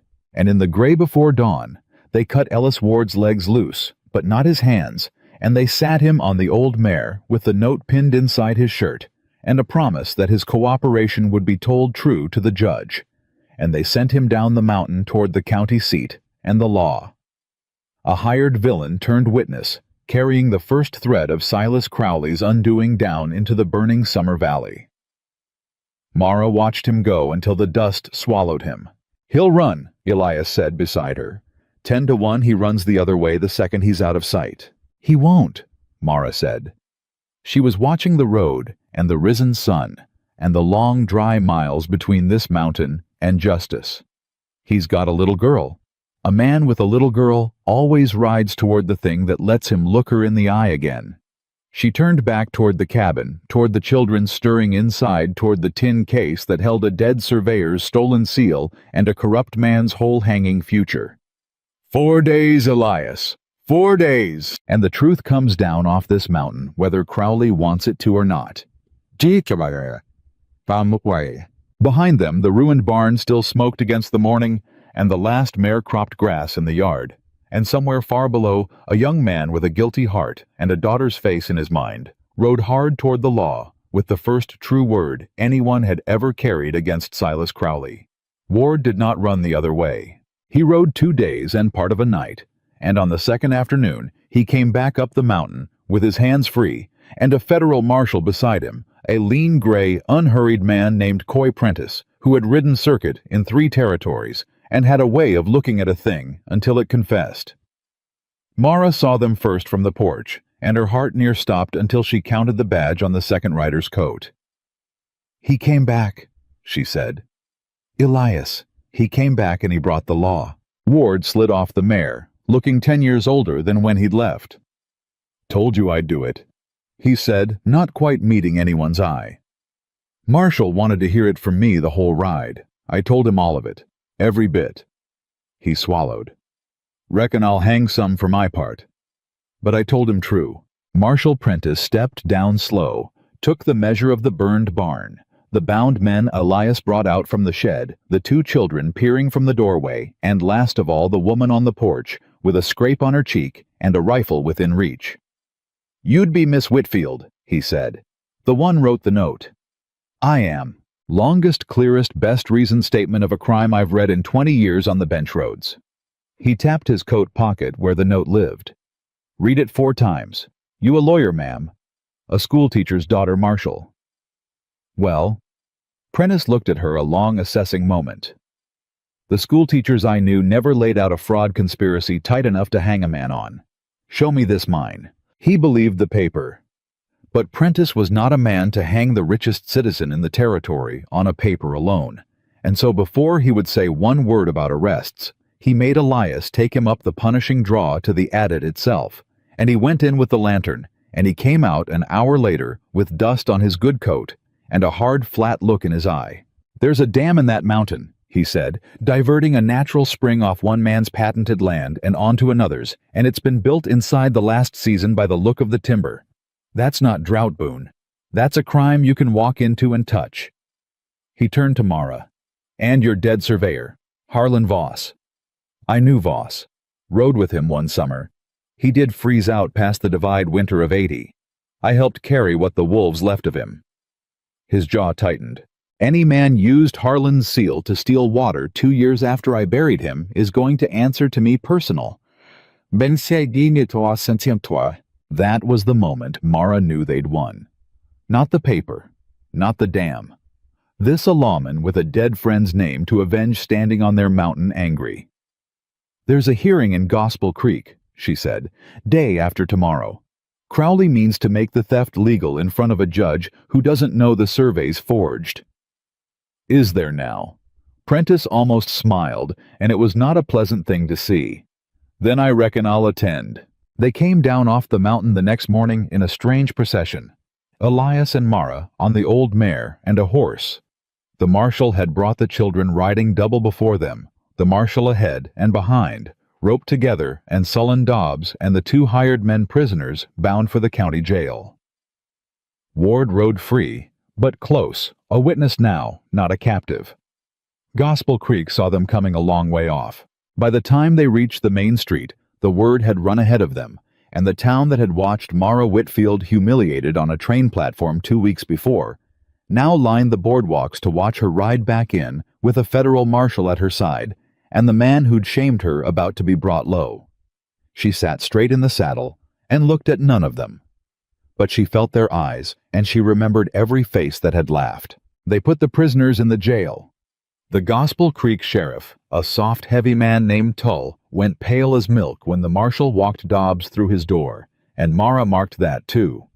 Filed it the sheriff's fear, and then there was nothing to do but wait for the hearing in the morning, and Elias found them 2 rooms at the boarding house and paid for them, and Mara did not miss the significance of a poor man spending hard coin, so that she and the children need not sleep rough in the town that had scorned her. That night Crowley made his last move. He did not come himself.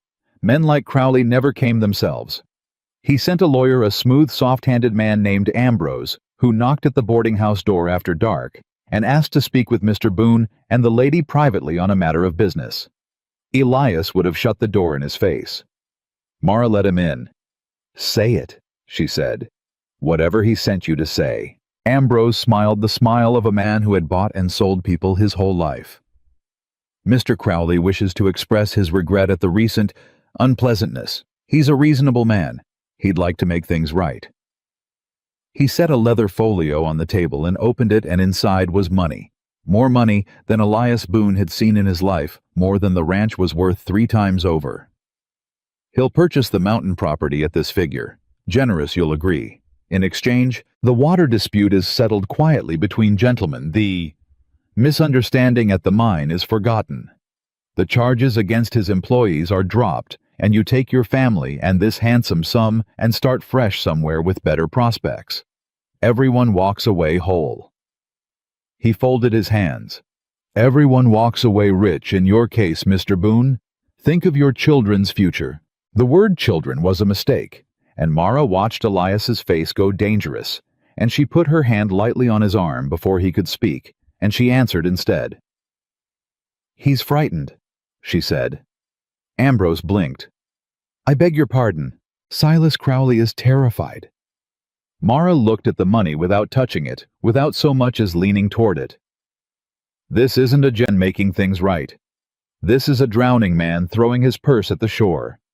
He knows we have the forged survey. He knows the marshal has seen the dam. He knows Ward has turned and Dobbs is caught, and he knows that in a courtroom tomorrow all of it comes out. And so tonight he's trying to buy the one thing money can still buy." Silence. She raised her eyes to the lawyers. "You may tell Mr. Crowley that the woman he threw into the dust said this: 'There is not enough money in the Wyoming Territory to purchase my silence, because I have already learned exactly what my silence is worth to him, and I would rather have the truth than the price of it.'" Ambrose's smile faded. "You're making a serious mistake. Mr. Crowley has friends. Judges are persuadable. A forged document can become a clerical error. A dam can become an old prospector's work. You have no idea the resources arrayed against you. We have a federal marshal who buried Harlan Voss with his own hands," Elias said low. "You go tell Crowley that. See how persuadable he finds him." He picked up the folio, closed it, and held it out. "Take his money and get out of my sight. And Ambrose," the lawyer paused at the door, "you tell him one more thing. You tell him my son is 5 years old, and he swung an iron skillet at the knees of a grown man holding a gun on him because that man threatened his sisters. You tell Silas Crowley that. And then you ask him whether he really wants to stand across a courtroom from the people who raised that boy." The lawyer left without another word. "He'll try something else," Mara said when the door had closed. "Cornered men always do. The money was the easy offer. When that fails, he'll try to make the paper disappear." Elias finished. "Or us." Mara looked at the tin case which had not left her side in 3 days, which sat now on the table between them. "Then it doesn't spend tonight in this room. If Crowley's got friends in this town, this boarding house isn't safe. The jail isn't safe that Sheriff went white as a sheet." Then where? Mara thought. Then slowly she smiled. With the one person in Gospel Creek that Crowley would never think to search. The one person too frightened of everyone to be anyone's ally, and so trusted by no one and suspected by no one. She stood. Deacon Pyle, the clerk, the man who risked his life to warn a stranger. Crowley thinks Pyle is his creature. He'd never dream the man's already turned. And in the dark, Mara Whitfield walked alone to the land office and put the tin case into the trembling hands of the clerk who had started all of this, and Deacon Pyle held it against his thin chest like the most precious thing in the world. "If I keep this," Pyle whispered, "and he finds out, then you'll have done one brave thing in your life, Mr. Pyle," Mara said gently, "and it will have been the thing that mattered. You started this when you rode up my mountain. Finish it. Bring this to the courthouse tomorrow in your own hands when the marshal calls for it, not before. Can you do that?" The clerk looked down at the case. His hands shook, but he nodded. "For the children," he said. "I kept thinking about the children the whole time. I've got none of my own. But a man ought to be able to say he stood up once." He straightened his narrow shoulders. "I'll bring it. I swear before God I'll bring it." The courthouse was packed to the walls the next morning. The whole territory had heard. Ranchers who'd lost stock to the drought townsfolk, who'd smelled a scandal, the curious and the cruel, and the merely hungry for a show. They filled every bench and lined every wall. And among them sat Silas Crowley, in a fine suit, calm as a Sunday morning. Because Silas Crowley did not yet know that his lawyer's money had been refused, or that the survey he thought locked in his own house had a twin, or that the clerk he trusted sat in the back with a tin case under his coat. The circuit judge was an old man named Harmon, dry and impatient and honest, which Crowley had counted on being able to fool. Crowley's lawyer opened smooth as silk. He laid out the water rights claim. He produced the forged survey with Voss's seal. He argued established use prior right the letter of the territorial law. He painted Elias Boone as a squatter clinging to land whose water rightfully flowed to Mr. Crowley's improvements. And he painted Mara. She felt the whole room turned to look as a woman of no standing, jilted and bitter, who had attached herself to Boone out of spite. And who, Ambrose finished, does the defendant offer to contest a survey bearing the seal of the territorial surveyor himself, a mountain horsebreaker, and a woman off a train with no husband, no property, and no reason to be believed? He sat. Judge Harmon looked over his spectacles at Elias. "You've got counsel, Mr. Boone." "No, sir." "You've got anything at all to say against a sealed government survey?" And Elias Boone stood up, hat in his two hands, in a courtroom full of people who'd laughed at the woman he'd brought down off his mountain, and he said, "No, sir, I'm just a horsebreaker. I don't know the law and I can't argue a paper." He turned. "But she can. And I'd ask the court to hear her on account of she's the smartest person in this room and the bravest, and everything true that's about to be said, she's the one who found it out." The room murmured. Ambrose was on his feet, objecting that the woman had no standing, and Judge Harmon banged his gavel, and into that noise, a dry, unhurried voice spoke from the back of the room. "She's got standing with me, Judge." And Marshal Coy Prentice walked up the center aisle, and the courtroom went dead silent, and Crowley's calm cracked for the first time.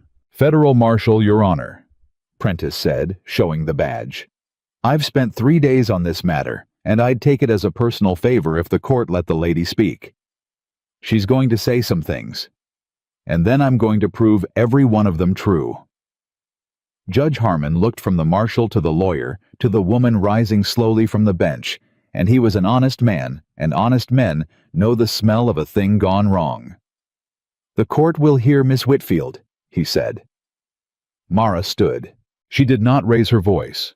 She had learned long ago that a raised voice never carried a single note through a closed door, and that the truth spoken quietly makes a room lean in to hear it. "The survey Mr. Crowley has entered into evidence," she said, "bears the seal of Harlan Voss, territorial surveyor, and is dated the year 1881.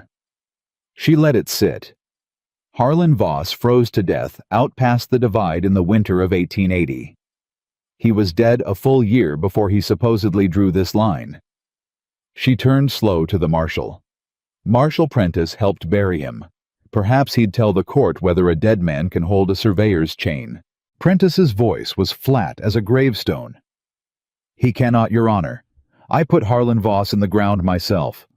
This survey is a forgery, and I'll swear to the date of his death on any Bible you hand me." The courtroom erupted. Crowley was on his feet, his lawyer pulling at his sleeve, and Judge Harmon hammered the gavel and shouted for order. And when it came, Mara spoke again into the ringing quiet. "There is more, Your Honor. This forged survey is not the only copy." The whole room held its breath. "There exists a working copy, the one the forger himself used, and on it, beneath the false line inked in with a dead man's seal, the true survey line still shows in pencil, where the forger traced the honest boundary before he moved it. That copy also shows fresh ink and new paper not 2 years old. It is in itself the entire proof of the crime." She turned toward the back of the room, and her voice rang out clear. "Mr. Pyle, if you would." Every head turned. And Deacon Pyle. Thin, trembling, terrified the clerk who had spent his whole life being no one's ally and everyone's tool. Deacon Pyle stood up in the back of the Gospel Creek Courthouse, and he walked up that long aisle past Silas Crowley on legs that shook with every step, and he laid the tin case in the marshal's hands, and then he turned and looked his employer full in the face for the first and last time in his life. "I rode up that mountain, Mr. Crowley," he said, and his reedy voice did not break. "I warned them. I hid the case. I did it because there were children up there, and you sent men to threaten children, and I could not be a part of it one more day." He drew a breath. "I've been afraid of you for 4 years. I'm not afraid of you anymore. There's nothing left you can take from me that's worth more than being able to say I did one right thing." The silence in the courtroom was the silence of a whole town watching the ground shift beneath a man they'd all bowed to. Marshal Prentice opened the case. He drew out the working survey. He held it to the tall window, and the whole front row could see it the false line in ink, and beneath it faint but undeniable the honest line in pencil that no forger had ever managed to erase. Judge Harmon took it in his own hands and studied it a long, long time. "Mr. Crowley," he said at last very quietly, "your survey is a forgery, and I am inclined to is the least of what you've done." It came apart fast after that, the way a rotten dam comes apart all at once the first crack runs. Prentice laid it out plain. The dam in the mountain built this season witnessed by a federal officer. Ward's confession given freely naming Dobbs as the man who hired a drunken forger in Cheyenne. Dobbs himself taken in the act of holding a pistol on children. The poisoned trough, the slashed feed, the threatening note in Crowley's man's own hand. Mara had kept it the note about the children, and it went into evidence too, and when it was read aloud, the whole courtroom made a sound like a growl. Crowley's lawyer tried. He objected, he argued, he called it circumstantial, he called Mara a schemer, and Ward a liar, and Pyle a disgruntled clerk. But the tide had turned, and every honest face in that room had turned with it, and when Ambrose demanded to know where was the proof that his client had ordered any of it, that it wasn't all the work of an overzealous foreman acting alone, it was the sheriff who broke. Tull, the soft, heavy sheriff who'd gone white as milk, stood up from the front bench where he'd been sweating through his collar for an hour, and he could not take it anymore. "He paid me," Tull blurted. "Crowley paid me to look the other way. $50 a month for 2 years to lose complaints, to not investigate the fence cutting, to sit on my hands. I got the ledger. I wrote it all down, every payment in case something like this." He was babbling now, a frightened man saving himself. "It's in my safe. Your Honor, I'll bring it, I'll bring all of it. Just let the record show. I told you I'm the one who told you." And Silas Crowley, who had bought a town, and a sheriff, and a dead man's seal, who had rejected a poor woman on a train platform because he wanted a wife. He could hang on a wall, sat down slowly in his fine suit, and put his face in his hands because he understood finally that it was over. Marshal Prentice walked over to him almost gently. "Silas Crowley," he said, "I'm arresting you for forgery of a government document, for fraud, for conspiracy, for the attempted diversion of water rights, and for so many things besides that. I'll need a fresh sheet of paper to list them. You'll answer for all of it before a federal court." He drew the cuffs. "And you'll answer to me for using Harlan Voss's name. That last one's personal." They took him out through a courtroom that did not make a sound. But as he passed the bench where Mara Whitfield sat with 2 children pressed against her sides, and Elias Boone standing at her shoulder, Crowley stopped.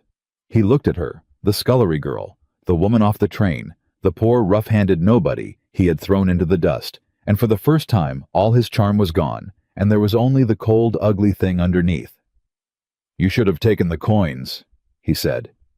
Mara looked at him unafraid, one hand resting on Nell's dark hair. "I did take them, Mr. Crowley," she said quietly. "I picked up every one. And then I gave them back because they were never worth what you thought they'd buy." She held his gaze until he was the one to look away. "You judged my worth by my hands and my dress and my empty purse. You were the richest man in the territory, and you could not see the one thing standing right in front of you. And now you've lost everything to a horsebreaker and a schoolteacher's daughter and a clerk you never bothered to learn the name of." She did not smile. It would have been cruel, and she was not cruel. "That was your mistake. Not my dress. Not my hands. You never once looked at people hard enough to see them. And a man who cannot see people cannot see what they'll do when he corners them." Crowley had no answer. There was none to have. The marshal led him out into the summer street, and the crowd parted for them, and the door of the Gospel Creek courthouse swung shut behind the man who had owned them all. Judge Harmon banged his gavel one last time, and dismissed the water claim as fraudulent, and ordered the dam destroyed, and the spring restored to its rightful course, and directed that the whole matter be bound over to the federal court. And it was, as they say, over. Except it was not over quite, because when the crowd began to pour out into the street, buzzing, marveling, the same townspeople who had laughed at Mara on the platform now pressed toward her, wanting to shake her hand to say they'd known all along.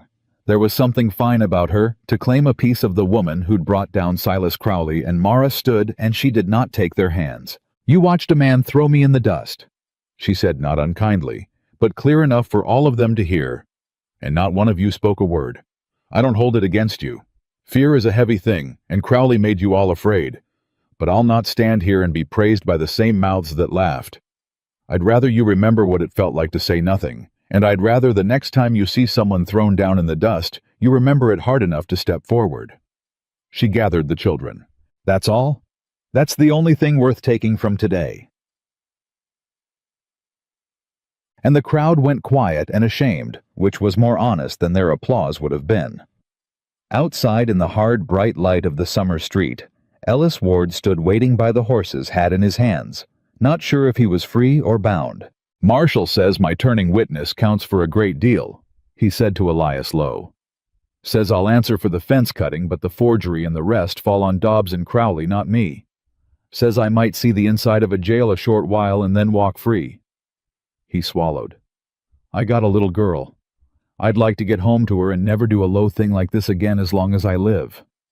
Elias looked at the young man who'd cut his fence and then ridden 2 days to bring the law. He put out his hand. "You did a wrong thing," Elias said. "And then you did a right one, and you did the right one when it was hard and it cost you. That's the whole of a man, Ward. Not that he never falls, that he gets up facing the right direction." They shook. "Go home to your girl." And Deacon Pyle, the clerk, stood a little apart, still trembling faintly, still not quite believing what he'd done, and it was Nell, small, quiet Nell, who walked over to him and took his shaking hand in both her small ones and looked up at him and said, "You were brave. My papa says being scared and doing it anyway is the bravest kind there is."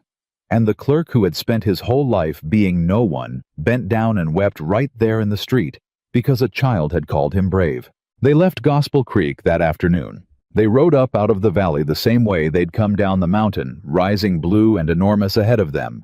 But everything was different now. The tin case was empty. Its work was done, its contents bound for the federal court. The water would run again. The man who'd hunted them was in irons. And the woman a rich man had thrown into the dust rode up the mountain road with a child asleep against her chest, and another nodding behind her, and a quiet man beside her who kept looking over at her like he still couldn't believe she was real. "You didn't take their hands," Elias said after a long while. "Back there.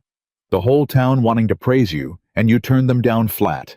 "I didn't come out here to be admired, Elias." Mara shifted the sleeping Nell higher against her shoulder. "I came out here because a man promised to marry me, and then threw me away. And what I found up your mountain was worth more than any admiration a town like that could give." She looked over at him. "I found out what I'm made of. That's a thing a person can only learn by being tested, and God knows this summer tested me down to the bone." "And what are you made of, Miss Whitfield?" Elias asked it quiet, almost afraid of the answer. "Now that you know." Mara looked ahead up the road toward the ranch and the burned barn they'd have to rebuild, and the spring that would run clear again, and the whole hard, beautiful life that waited up there. "Something that doesn't wash off," she said. "Turns out I'm made of something that doesn't wash off no matter how much dust a man throws." And Elias Boone laughed that rusty laugh gone smooth now with use, and up ahead the mountain caught the long gold light of the summer evening, and the four of them rode home.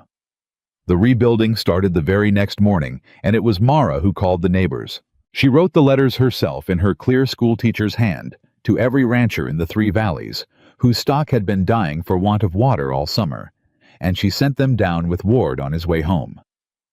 The letters said one thing plain: the spring that Crowley had stolen was flowing again, and Elias Boone meant to keep it open to the whole valley free forever, and any man who wanted to help raise a burned barn was welcome to come do it. Elias had not been sure. "They didn't lift a finger while Crowley bled us," he'd said. "Why would they come now?" "Because now it's safe to be decent," Mara had answered. "Most people aren't wicked, Elias. They're just afraid. Take the fear away and you'd be surprised how many of them remember their neighbors." 11 wagons came up the mountain the following week. They came from valleys Elias had never set foot in, ranchers who'd watered their dying cattle at his restored spring, and wanted to say thank you, the only way frontier men knew how, with their hands and their backs and a day's hard work.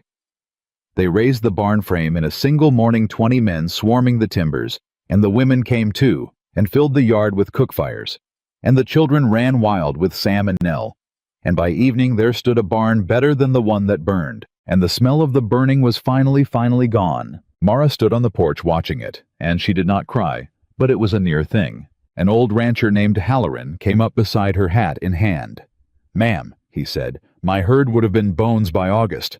My boys' herd too, and my brother's down in the far valley. That water saved 3 families I know of, and I don't know how many I don't." He turned his hat in his hands. "I heard what you said in the courthouse, about how nobody stepped forward. I was one of them, didn't?" He met her eyes. "I'm stepping forward now. Little late. But I'm here." "That's all anyone can do, Mr. Halloran," Mara said gently. "Step forward when you finally can. It counts. It always counts." The news came down from the county seat in pieces over the next month, carried by every rider who passed. Crowley was bound over for federal trial and would not see freedom again. The forgery alone carried years, and the conspiracy and fraud stacked on top of it, until even his money could not dig him out. His lands bought with cheated men's ruin were seized and sold, and the water rights he'd tried to steal were placed under a court decree that named the spring a shared resource of the 3 valleys protected in law, unable to be bought or dammed or sold by any man ever again. That last part was Mara's doing. She'd asked the marshal for it, and the marshal had asked the judge, and the judge, who did not forget a woman who could reason a fraud down to its pencil marks, had written it into the decree.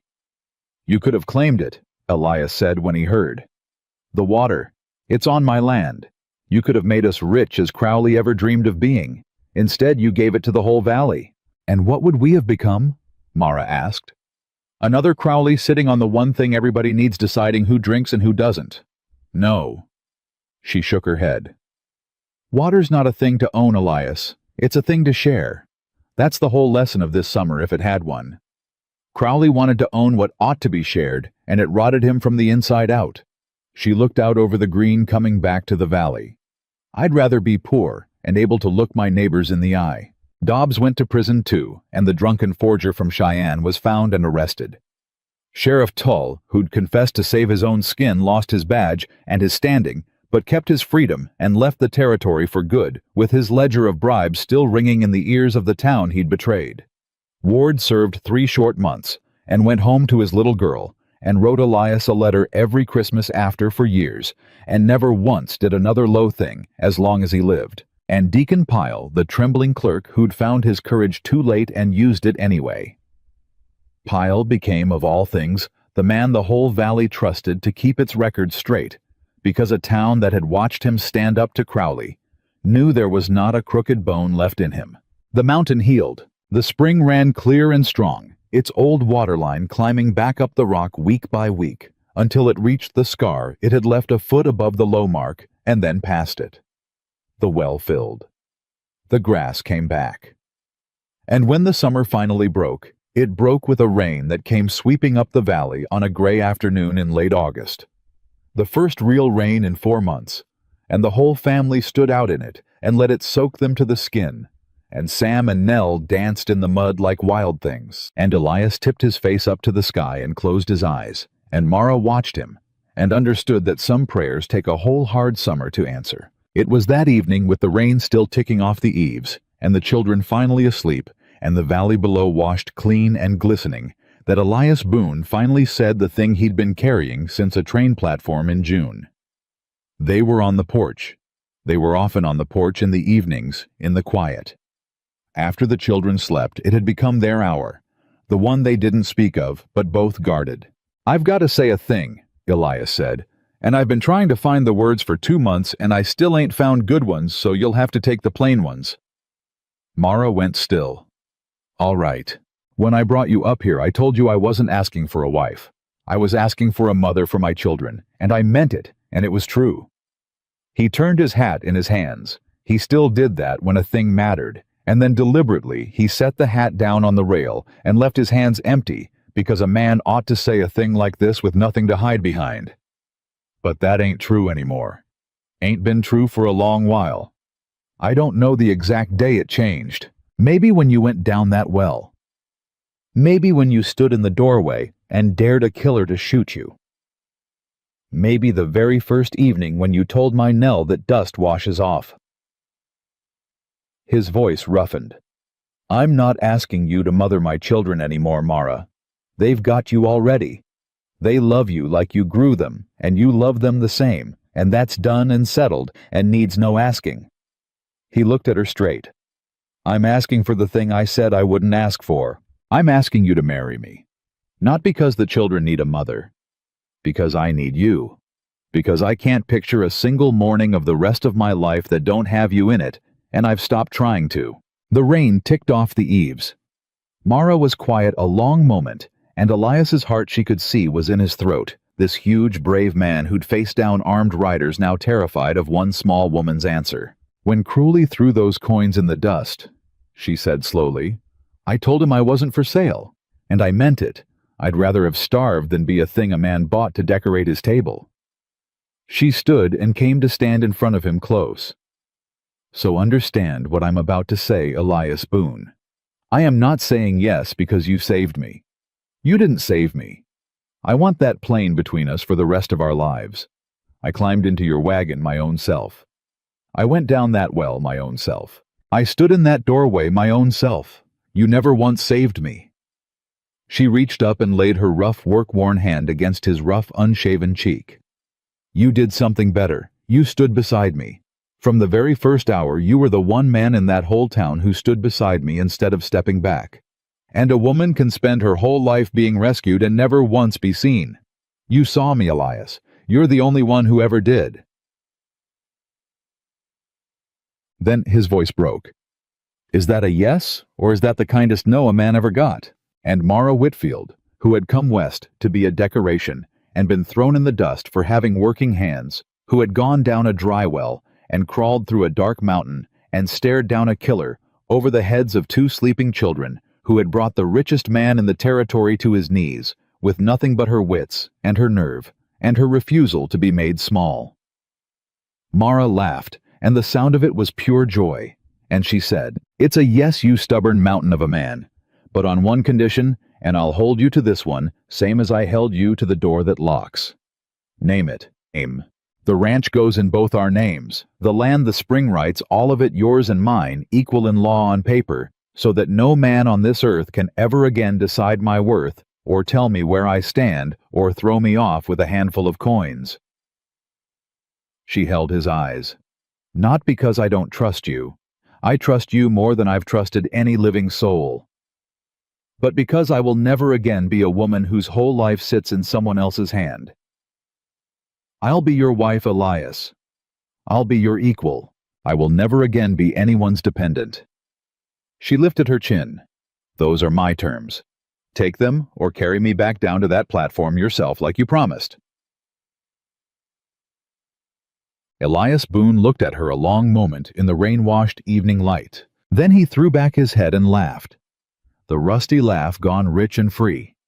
Now a sound the mountain had not heard in years, and he took both her hands in his enormous ones, and he said, Ma'am, I'd sign that paper in my own blood if the law'd take it, both our names, equal, in law and in life, and in every morning I've got left. He drew her in. I never wanted to own you, Mara.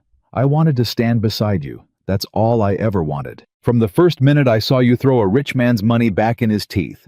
They were married 3 weeks later, under the aspen where Sarah slept, because Mara had asked for it there.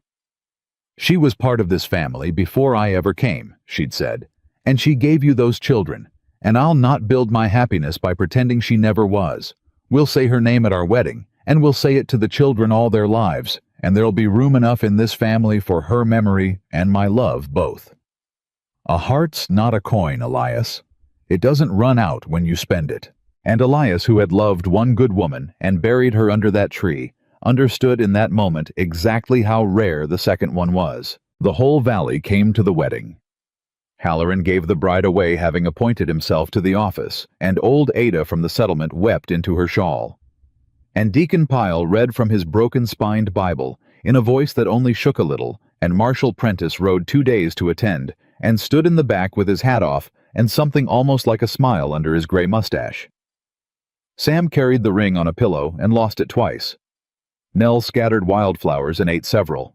Time for the vows. Nell tugged at Mara's skirt and would not be hushed until Mara knelt down to hear her. "Are you my mama now?" the little girl whispered. "For real and forever, not just for helping." And Mara Whitfield on her wedding day, under the summer aspen, with the whole valley watching, took the small face in both her hands and said loud enough for everyone to hear. "For real, for forever, for always and no matter what. I picked you, Nell Boone, and your brother and your papa out of the whole wide world. And I'll never unpick you. Not ever. You hear me? You're mine now, and I am yours. And that is the one thing in this life that will never ever wash off." Nell threw her arms around her neck, and Sam barreled into them both, and Elias gathered the whole tangle of them up in his arms, the way he had that first terrible morning by the well, and the valley cheered, and somewhere overhead the aspen leaves turned silver in the summer wind, like they were applauding too. Years later, many years when Sam had a spread of his own down valley, and Nell had grown into a tall, clear-eyed woman, who read faces the way her mother had taught her when the spring still ran free for everyone. And Crowley was a story parents told their children about what greed does to a man.